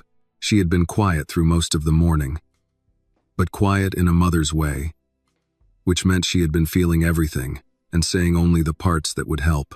He's gone? She asked. From passenger duty, terminated from the route, no contact with riders, further review before any other role is considered. Elise set the laundry basket down. That sounds careful. It has to be. I didn't say it was wrong. Richard looked at her. You wanted faster. I wanted him to feel yesterday what Annie felt. She folded a towel once, sharply. Then I remembered that isn't justice. That's just a mother's temper looking for somewhere to stand. Richard leaned back. I had the same temper. I know. You just wear a better suit over yours. He almost smiled. Not today. She looked at his old brown jacket hanging over the back of a chair. No. Today you wore a disguise and still scared half a company before noon. From the living room, Grandma called. If you two are whispering about justice, speak up. I'm old, not absent. Elise rolled her eyes, but she smiled. Frank is off the route, Mama. Good, Grandma said. A man who kicks a girl's suitcase shouldn't be trusted with anybody's road home. Annie stopped cleaning for a second. The room did not. The mower outside found its rhythm. A clock ticked above the mantel. Her mother folded another towel. Richard's phone sat face up on the table, waiting to interrupt them again. Then it did. This time the call came from Gloria Bennett. Richard answered and put it on speaker after glancing at Annie. She nodded. Miss Bennett, Richard said. Thank you for calling back. Mr. Hale, Gloria replied. I got your message. And I'll tell you straight, I don't know what a field advisor is supposed to do. It means we pay you for what you already know, Richard said. We're rewriting driver training. I want you in the room. Gloria gave a dry laugh. Sir, I work a terminal desk. I tell people where the restroom is and which gate moved. You also knew how to speak to my daughter when everyone else had forgotten how. Annie lowered her eyes to the ribbon. Gloria's voice softened, but only a little. She deserved better than a napkin and a sentence. She deserved better than the whole company yesterday, Richard said. That's why I'm asking. Gloria was quiet for a moment. You want pretty language or the truth? The truth. Some drivers get power hungry because that coach door is the only door they control. Some passengers help them because it makes them feel like first class in a place that ain't first class. And some supervisors don't want trouble, so they file pain under attitude and move on. Richard wrote it down. Gloria continued. If you want training that matters, teach them this. A ticket is not a favor. It's a promise. Once that person has it, they are not standing at that door begging. They are claiming what was already sold to them. Grandma said from the recliner, Amen. Gloria paused. Who's that? My grandmother, Annie said. Well, ma'am, sounds like you and I would get along. Grandma answered. I already decided we do. Gloria chuckled. Then put me down for your training, Mr. Hale. But I won't sit in some hotel conference room while a consultant tells grown folks not to be ugly. I'll say it plain. That's why I called you, Richard said. After Gloria hung up, Annie lifted the ribbon from the bowl. It was not perfect, but it was yellow again. A faint mark remained near one end, a shadow of where it had touched the pavement. I think that's as clean as it gets, she said. Grandma opened one eye. Some things keep a mark so you remember they made it through. Annie carried the ribbon to the kitchen and laid it across a paper towel to dry. Richard watched her smooth it flat. You okay? He asked. Annie thought about giving the easy answer. Then she didn't. I don't know yet. Richard nodded. That's allowed. I keep thinking everybody keeps talking now. You, the company, Gloria, Calvin, Margaret. But yesterday at the door, it felt like all the talking belonged to him. Richard's voice dropped. I know. I don't want that to happen to someone else. It won't stop all at once. I know that too. He looked at the ribbon. Wednesday. They'll send the first policy draft. You don't have to read it right away. I said I would. I know. I'm reminding you that you can take your time. Annie touched the damp ribbon with one finger. Taking time is different from waiting for someone else to decide I matter. Richard absorbed that quietly. Near noon, Margaret's written statement arrived by email. She described the coach door, the passengers' comments, Frank's words, the suitcase, and her own failure to intervene. She did not make herself a hero. She wrote one sentence twice, once in the middle and once at the end. I was silent when I should have spoken. Annie read it at the kitchen table. Her mother stood behind her with one hand on her shoulder. What do you think? Elise asked. I think she told the truth. Does that help? Annie looked toward the living room, where Grandma had fallen asleep with the television low. Then she looked at Richard, who was reading another file with his jaw tight.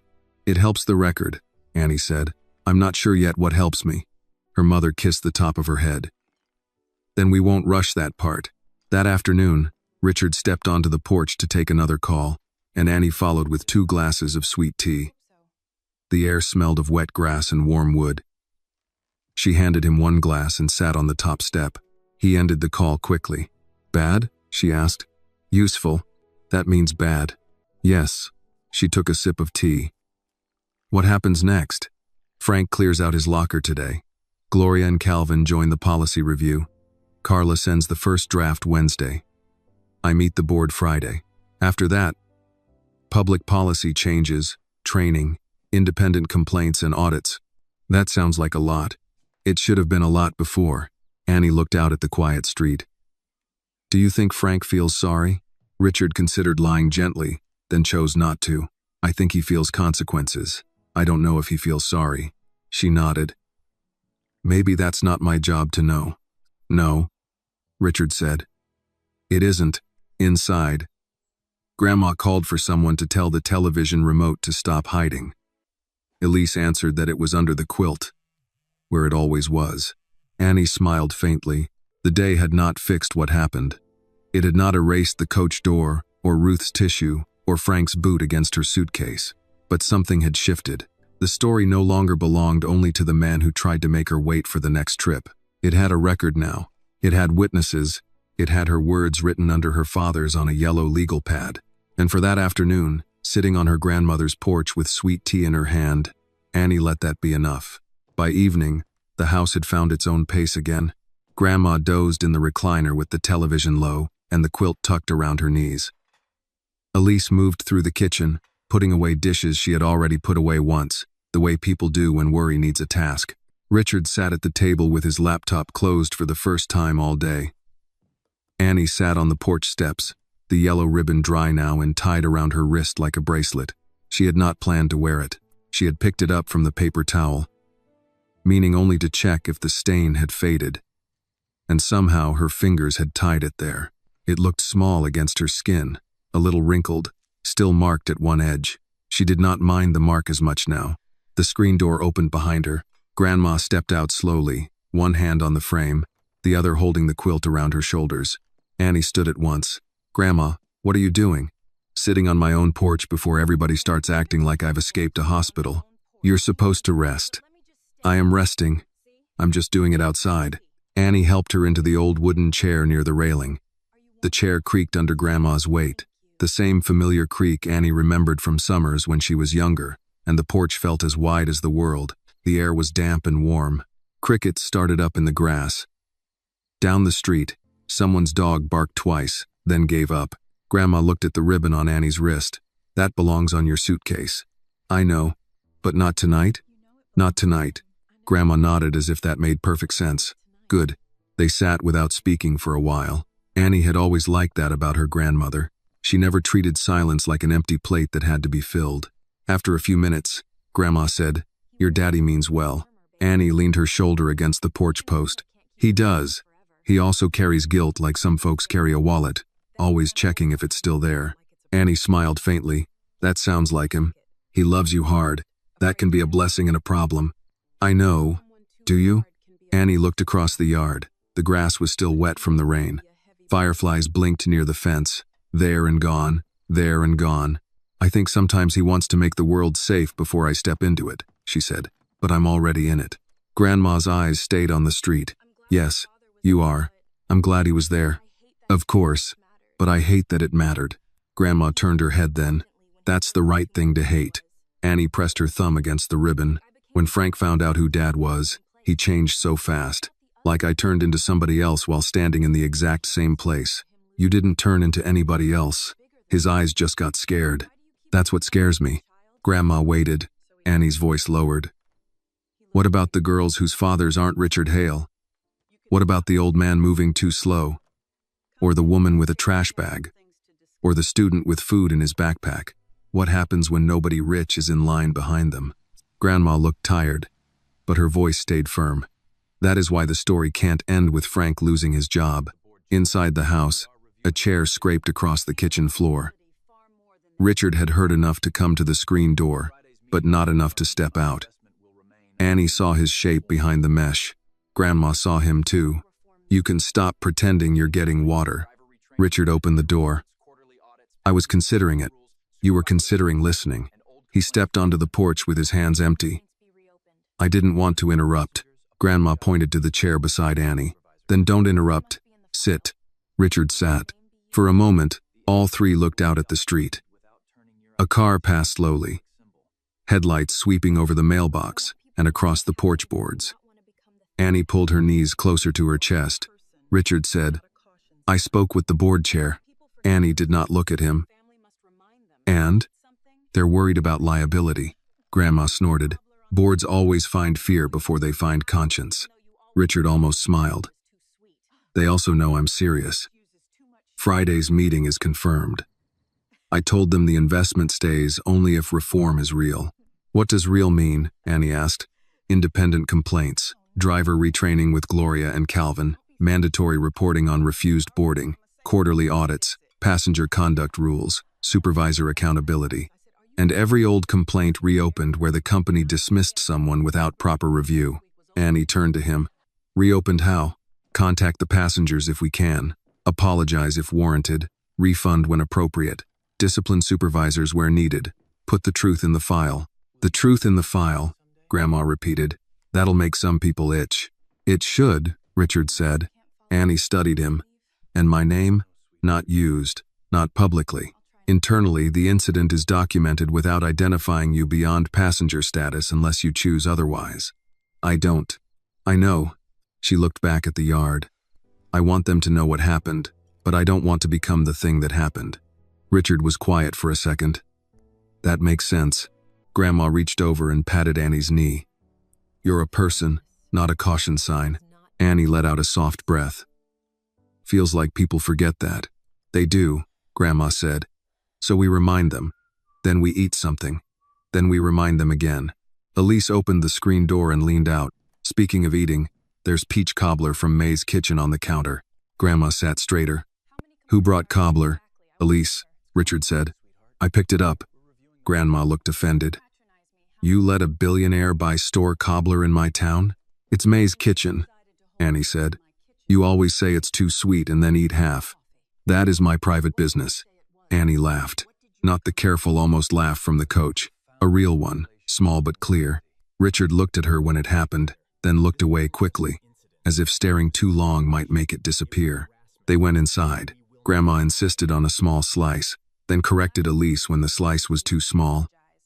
Annie carried plates to the table. Richard poured coffee he did not need. For a while they talked about May's new sign, the neighbor's dog, whether Grandma's doctor was too young to be trusted, and how Annie's mother had once burned cornbread so badly Grandma made her bury it in the yard, for the good of the house. The ordinary talk did not erase the day. It gave the day a place to sit without taking over the whole room. Later, after Grandma went back to the recliner and Elise took a call from a cousin, Richard found Annie in the hallway by the suitcase. She was untying the ribbon from her wrist. Putting it back? He asked. Yeah. He watched as she tied it to the handle, slower than usual. Still going to ride a coach again someday? Annie pulled the knot tight. Yes. Richard nodded, though it cost him something. Good. She looked at him. You won't follow me every time. No. Dad. He sighed. I'll try not to follow you every time. That's closer. He smiled a little. I'm learning. Annie touched the ribbon once more. Me too. That night, when the house finally went quiet, Annie lay in the small guest room with the window cracked open. Crickets filled the dark. Her grandmother coughed once down the hall, then settled. Somewhere in the kitchen, Richard's phone buzzed, but he did not answer it. Annie closed her eyes. For the first time since the coach door, she did not see Frank's face first. She saw the porch light.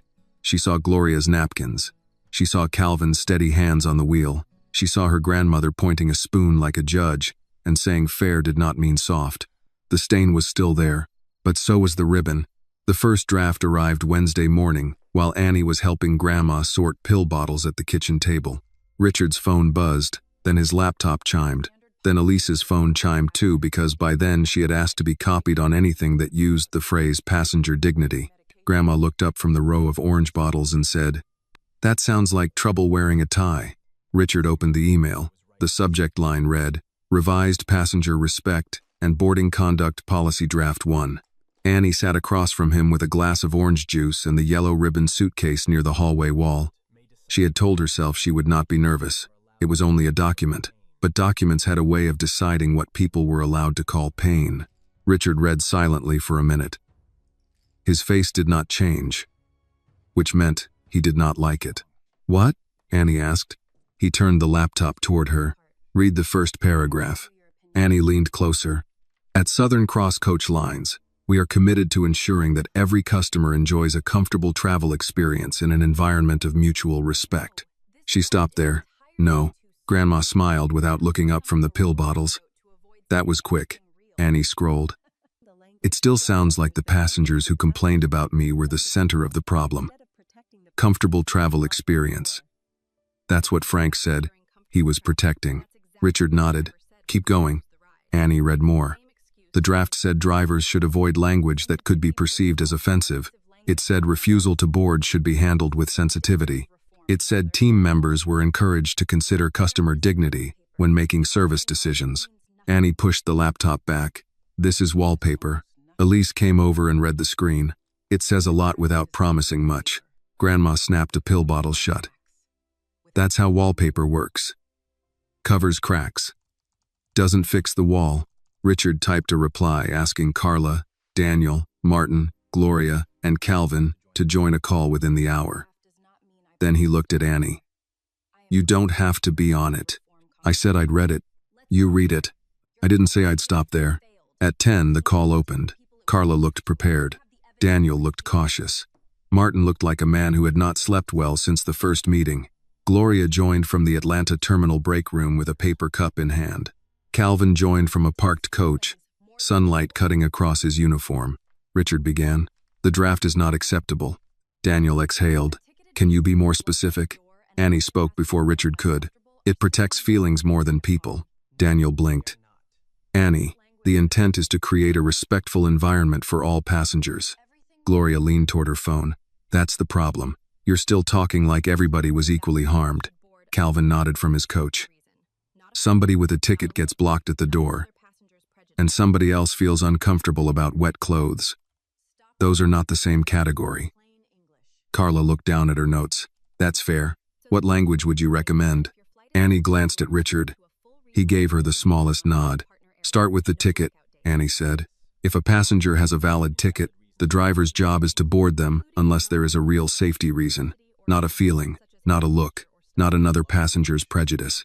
Carla typed. Valid ticket establishes right to board unless documented safety or policy violation exists. Plain English, Grandma called from the other side of the kitchen. Everyone on the call went quiet. Annie almost laughed. My grandmother says plain English. Gloria pointed at the camera. Grandmother is right. Carla smiled slightly and retyped. A passenger with a valid ticket has the right to board. A driver may refuse boarding only for a documented safety or policy reason. Good, Annie said. Richard added, add examples of invalid reasons. Carla read as she typed. A passenger may not be refused because of race, age, disability, clothing, wetness from weather, perceived income, perceived cleanliness without objective evidence, or another passenger's discomfort. Calvin said, add luggage condition unless it's leaking or unsafe. Some folks travel with old bags. Doesn't make them trouble. Carla added it. Gloria took a sip from her paper cup and put in there that drivers don't get to use other passengers as cover. If somebody on the coach says, I don't want to sit by her, the driver's answer should be, she has a ticket. Not, wait for the next trip. Annie looked down at the table. Hearing the words again still hurt, but not as sharply. They were being moved from insult into policy now, from something that had happened to her into something that might protect someone else. Daniel cleared his throat. We also need language about passenger conduct. Richard said, yes, clear and enforceable. Carla read slowly as she typed. Passengers may not harass, insult, threaten, or attempt to exclude another ticketed passenger based on race, appearance, age, disability, clothing, or perceived status. Drivers are required to intervene and may request supervisory support. Required, Gloria said, not encouraged. Required, Carla repeated. Martin finally spoke. We'll need supervisor retraining too. Yesterday happened at the door, but the old complaints died at desks. Richard looked at him. That may be the first useful thing you've said this week.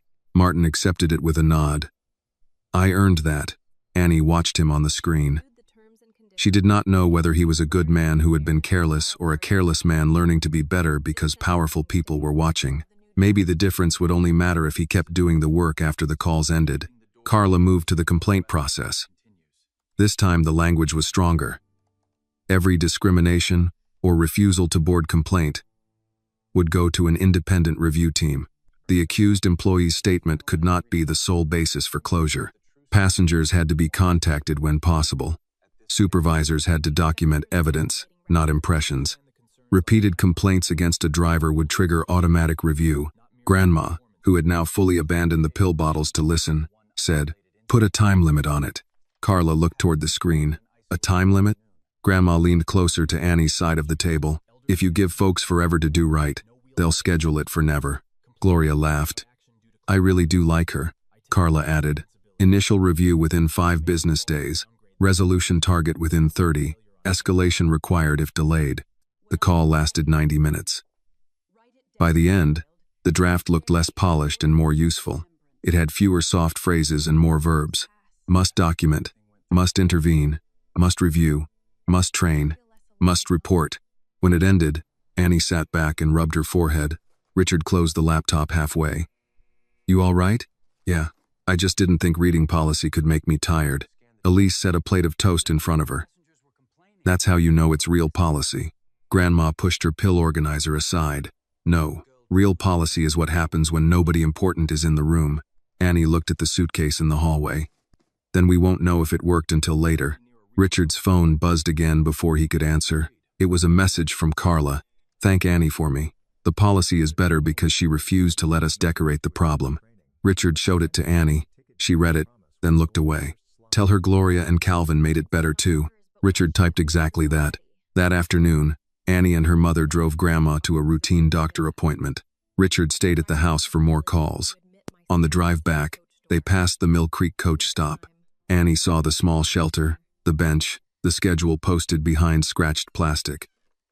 A woman with a grocery bag sat waiting there, fanning herself with an envelope.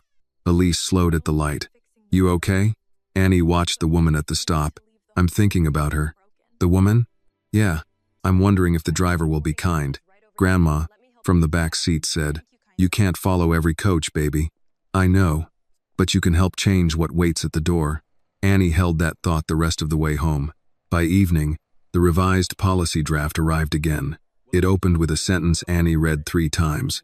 A valid ticket is a promise of service, and every passenger who holds one must be treated with dignity before their name, status, or story is known. She did not smile right away. She let the sentence sit there and prove it could stand. Then she called Grandma over.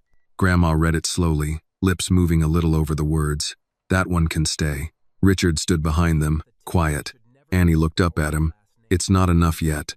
No, he said, but it's a doorstop. A what? Something that keeps the door from closing while we do the rest. Annie looked back at the screen. For the first time, the words did not feel like wallpaper. They felt like the beginning of a hinge. Friday came with a sky so clear it made the week's rain feel like something imagined. Richard took the board call from Grandma's kitchen again.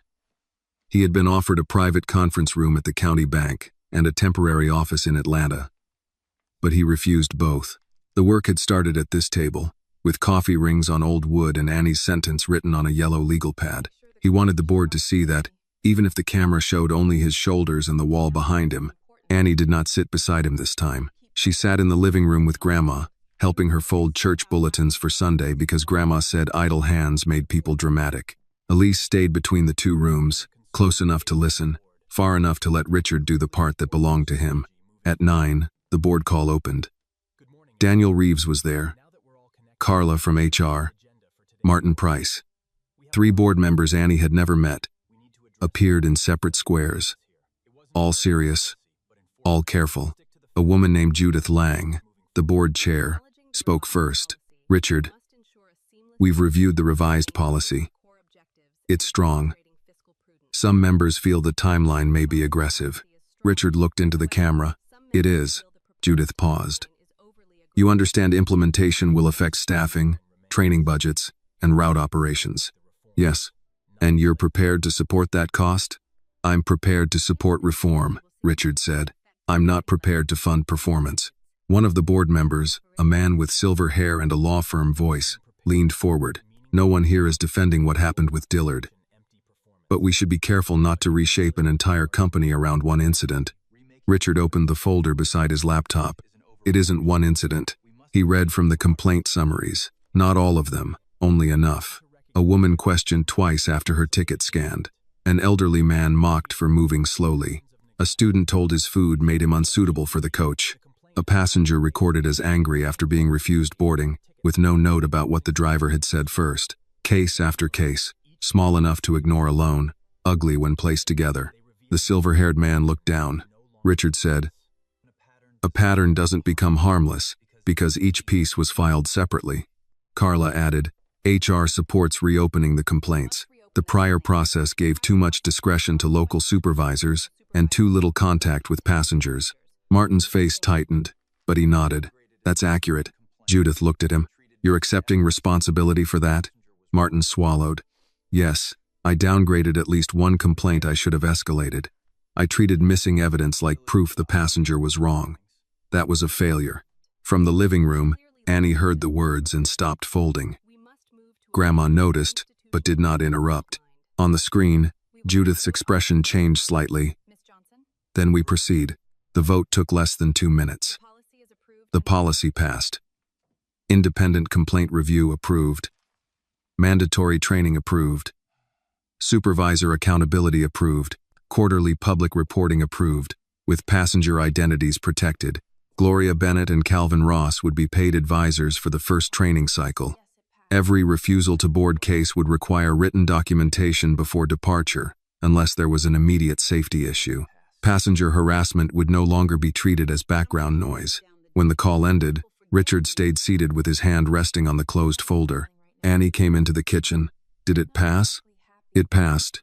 All of it? All of it. Grandma called from the living room. Then somebody better write down the date. People forget when they decided to do right. Elise put a hand on Annie's back. How do you feel? Annie thought about it. Not happy exactly. Richard nodded. No, more like... She searched for the word.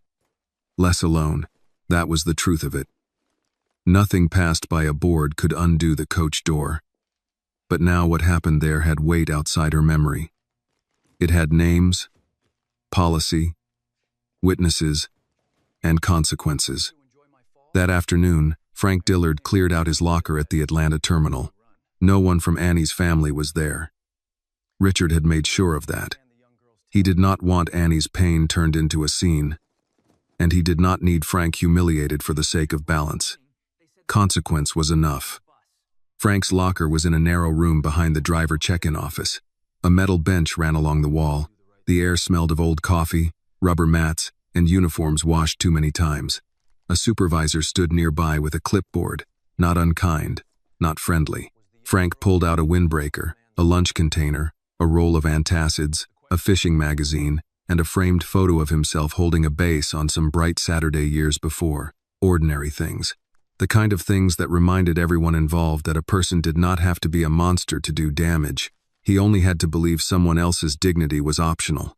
Calvin Ross came in while Frank was closing a cardboard box. Frank looked at him. You here to enjoy it? No. Could have fooled me. Calvin leaned against the opposite lockers. I'm here because dispatch asked me to take your afternoon run. I came early. Frank gave a bitter laugh. Of course they gave it to you. Frank, what? You should have scanned her ticket. Frank shut the box flap too hard. You think I don't know that now? Calvin shook his head. I don't know what you know. I know what you got caught doing. Frank looked toward the door, then lowered his voice. You ever have a coach full of people complaining before you even pull out? You ever try keeping peace with folks who think they paid for more than a seat? Yes. And I remind them they paid for a seat, not control over who else gets one. Frank's jaw worked. Easy to say now. It was easy yesterday, too. That landed. Frank looked down at the box. For a moment, he seemed smaller, not because he had learned enough, but because consequence had finally reached him in a language he understood. He lifted the box and walked toward the door. At the threshold, he stopped. She really his daughter? Calvin's face hardened. That's still the wrong question. Frank left without answering. Later that day, Gloria Bennett stood in the terminal break room with a printed copy of the new policy in her hand. She read it twice, lips pressed tight, then called Richard. I'll do the training, she said when he answered, but I want the first session at the terminal, not corporate. Richard was on Grandma's porch when the call came. Why? Because they need to stand near a real coach door when we talk about who gets blocked from one. Richard looked toward the living room window, where Annie sat with Grandma watching a game show. Done. And I want Annie to know something. He waited. She doesn't have to come. She doesn't have to speak. She doesn't have to be brave for people who should have been decent without needing her story. But that sentence in the policy, the one about a ticket being a promise, that's going on the first slide. I'll tell her. When Richard went inside, Annie looked up. Gloria? Yes. What did she say? That you don't have to come to the training. I wasn't planning to. She knows. She also said your sentence is going on the first slide. Annie sat with that. Grandma muted the television. It's not my sentence, Annie said. It's what should have been true already. Grandma nodded. Most good sentences are. The next morning, Margaret's letter arrived in the mail, though she had already sent her statement by email. Annie recognized the careful handwriting from the card Margaret had given her. She opened it at the kitchen table. Dear Annie, I have thought about the coach every day since it happened. I keep returning to the moment before your father stepped forward, because that was the moment I failed. I am not writing to ask you to make me feel better. I am writing so you know I told the truth in my statement, and I will try to tell it sooner next time. I taught school for 32 years. I told children to speak up for what was right. At Gate C4, I forgot my own lesson. I am sorry. Annie read it once, then again. Elise asked, "Do you want to answer?" "Not today." "That's fine." Annie folded the letter and placed it in the drawer beside the legal pad where her line still sat under Richard's. A ticket should have been enough. The next passenger should not need a witness with power. That evening, the family sat on the porch while the sun went down behind the trees. Grandma had a blanket over her legs. Richard drank sweet tea. Elise shelled peas into a metal bowl. Annie sat on the top step with the blue suitcase beside her, testing the repaired wheel with her thumb. Richard had fixed it that afternoon with a tiny screwdriver and more patience than skill. "It still pulls a little left," Annie said. Richard sighed. "So do some board members." Grandma laughed. "At least the suitcase has an excuse." Annie rolled it back and forth. The wheel clicked once, then turned smooth. She looked at her father. "Thank you for fixing it." "The wheel?" "All of it." Richard shook his head. "It isn't fixed yet." "No," Annie said. "But you didn't leave it broken." The porch went quiet, the good kind this time. Crickets started in the grass. A neighbor waved from across the street. Grandma lifted 2 fingers in return without getting up. Annie tied the yellow ribbon back around the suitcase handle. The stain remained faintly visible near the end. She was glad. Some marks did not need to disappear to stop hurting.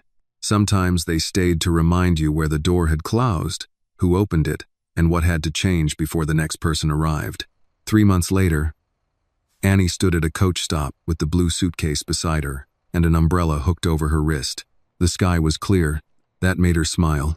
She was back in Atlanta for the start of fall classes, and the city had already returned to its usual rhythm. Horns at the curb, rolling luggage, students checking phones, older couples comparing printed tickets, workers in reflective vests moving with the tired confidence of people who knew where everything was. Annie wore a dark hoodie, jeans, and the same sneakers. The yellow ribbon was tied around the suitcase handle, clean now except for the faint stain near one end. She had kept it there, not because she wanted to remember Frank Dillard, because she wanted to remember that the suitcase had kept going. A new sign stood near the boarding lane. It was simple, white letters on a blue background. A valid ticket is a promise of service. Every passenger is entitled to respectful boarding before their name, status, or story is known. Annie read it twice. She knew the sentence. She had watched it move from a kitchen table to a policy draft, from a policy draft to a board vote, from a board vote to a sign at the place where doors opened and closed. Still, seeing it here felt different. A woman in a terminal vest approached an elderly man holding a paper ticket and a cane. "Good morning, sir. May I check that for you?" The man handed it over. "I haven't done this in years." "No rush," the employee said. "We've got you." Annie looked away before the emotion rose too high. Near Gate C4, Gloria Bennett stood with a clipboard, watching a trainee driver board passengers. She wore the same vest, the same reading glasses on a chain, and the same expression that suggested she could spot foolishness from across a county. When she saw Annie, she did not wave big. She only lifted her chin. "Well, look who brought an umbrella to a sunny day," Gloria said. Annie held it up. "I learn." "Good. Long as you don't learn fear when common sense will do." Annie smiled. "How's training?" Gloria glanced at the trainee, who was helping a woman lift a floral suitcase without grabbing it from her. "Better than it was." "Not perfect." "Perfect wasn't the goal." "No, baby. Better was." Calvin Ross stepped down from the coach behind her, route folder in hand. "Miss Annie." "Mr. Ross. You riding today?" "Not this one. Just seeing someone off. Good to see you standing at a coach door by choice." That sentence landed gently. Annie nodded. "Feels better that way." A few feet away, Richard Hale stood near a coffee kiosk in a charcoal jacket and no disguise. He had promised not to hover, which meant he was pretending to read a newspaper while watching every movement within 20 yards of his daughter. Annie saw him glance over the top of the page and shook her head. Gloria followed her gaze. "That man is about as subtle as a church bell. He thinks he's improving." He is. Slowly. Richard folded the paper and walked over because he knew he had been caught. Miss Bennet. Mr. Hale. Mr. Ross. Sir, Calvin said. Richard looked at Annie. I'm not hovering. You're standing at a coffee kiosk reading yesterday's paper. It had a good business section. It's the sports page. Richard glanced down. So it is. Gloria laughed once and turned back to the boarding lane. Annie's mother pulled up at the curb a minute later to drop off a family friend heading south. There were hugs, a paper bag of snacks, reminders to call when arriving, the small rituals of American travel that Annie had once wanted to experience without complication. She watched the friend board. The trainee driver scanned the ticket, smiled and said, Seat 8C, ma'am. Take your time. Take your time. Not wait for the next trip. The door stayed open until everyone with a ticket had boarded. That evening, the local news ran a short segment about Southern Cross coach lines and its new passenger boarding reforms. Annie watched it from her dorm room, with one knee tucked under her, textbooks stacked on the desk, half a sandwich forgotten on a paper plate. Richard appeared for 8 seconds, standing outside the Atlanta terminal. The reporter asked, Why make these changes now? Richard answered, A person with a ticket should never need a powerful last name to be treated with dignity. Annie paused the video there. She looked at her phone for a long moment, then called Grandma. Grandma answered on the 4th ring. If this is about that man being on television, I already saw it. Did he look nervous? No. He looked rich and uncomfortable, which is close. Annie laughed. How are you feeling? Mean enough to recover. That's not a medical answer. It's the only one you're getting. Annie leaned back against her pillow. I went by the terminal today. There was a pause. How did it feel? Strange. Better. Still strange. That sounds honest. They put the sentence on a sign. I know. Gloria sent me a picture. Of course she did. Grandma's voice softened. You proud? Annie looked across the room at the blue suitcase near the closet. The yellow ribbon hung where it belonged. A little, she said.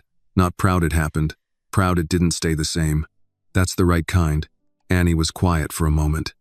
Do you think I should have done more? You got on the coach, Grandma said. You told the truth. You helped change the rule.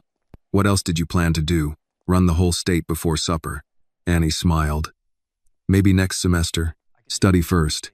They talked about classes, cafeteria, food, and whether Annie had found a church nearby that served decent Sunday breakfast. After they hung up, Annie sat in the quiet of her dorm room and opened the drawer of her desk. Margaret's letter lay folded inside.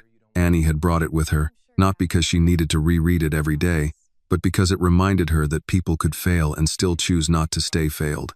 She unfolded it once more. I will try to tell it sooner next time. Annie read that line, then placed the letter back. A week later, another message arrived. This one from Gloria. It was a photo taken at gate C4. A young woman stood at the coach door with 2 grocery bags and an old duffel. Her clothes were plain, her hair wrapped in a scarf, her ticket held tight in one hand. The driver was not Calvin, but a younger man Annie did not know. He was scanning the ticket while Gloria watched from the side. Below the photo, Gloria had written, She got on. No speech needed. Annie stared at those 5 words for a long time. Then she saved the photo. Life did not become simple after that. It never does. There were still rooms where Annie was underestimated, still glances that measured before listening, still people who became polite only after learning the right name.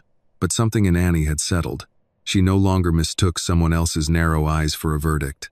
One Friday afternoon, as fall settled over Atlanta and the air finally cooled, Annie packed the blue suitcase for another visit to Mill Creek. Richard offered a car once, then stopped himself. Annie looked up from folding a sweatshirt. You're learning. I am suffering, he said. That too. He stood in the doorway of her room, hands in his pockets. You sure you don't want me to come? I'm sure. Text me when you board. Yes. And when you arrive? Yes. And if any driver? Dad. Richard held up both hands. Right. Learning. She zipped the suitcase and checked the yellow ribbon. The old stain was still there, small and stubborn. She touched it once, then picked up the umbrella from beside the door, though the forecast said clear skies. At the terminal, the coach waited under the late afternoon sun. Annie walked toward it with her ticket ready. The driver, a woman in her 40s with close-cropped hair and silver hoop earrings, scanned the code. Seat 12A, the driver said. Window seat. Need help with the bag? Annie shook her head. I've got it. Thank you. Take your time. Annie stepped onto the coach. No one stared. No one shifted away. No one asked why she was there. She placed the suitcase overhead, slid into 12A, and looked out the window as the city gathered itself for evening. Her phone buzzed. Richard, boarded? Annie smiled and typed back, yes.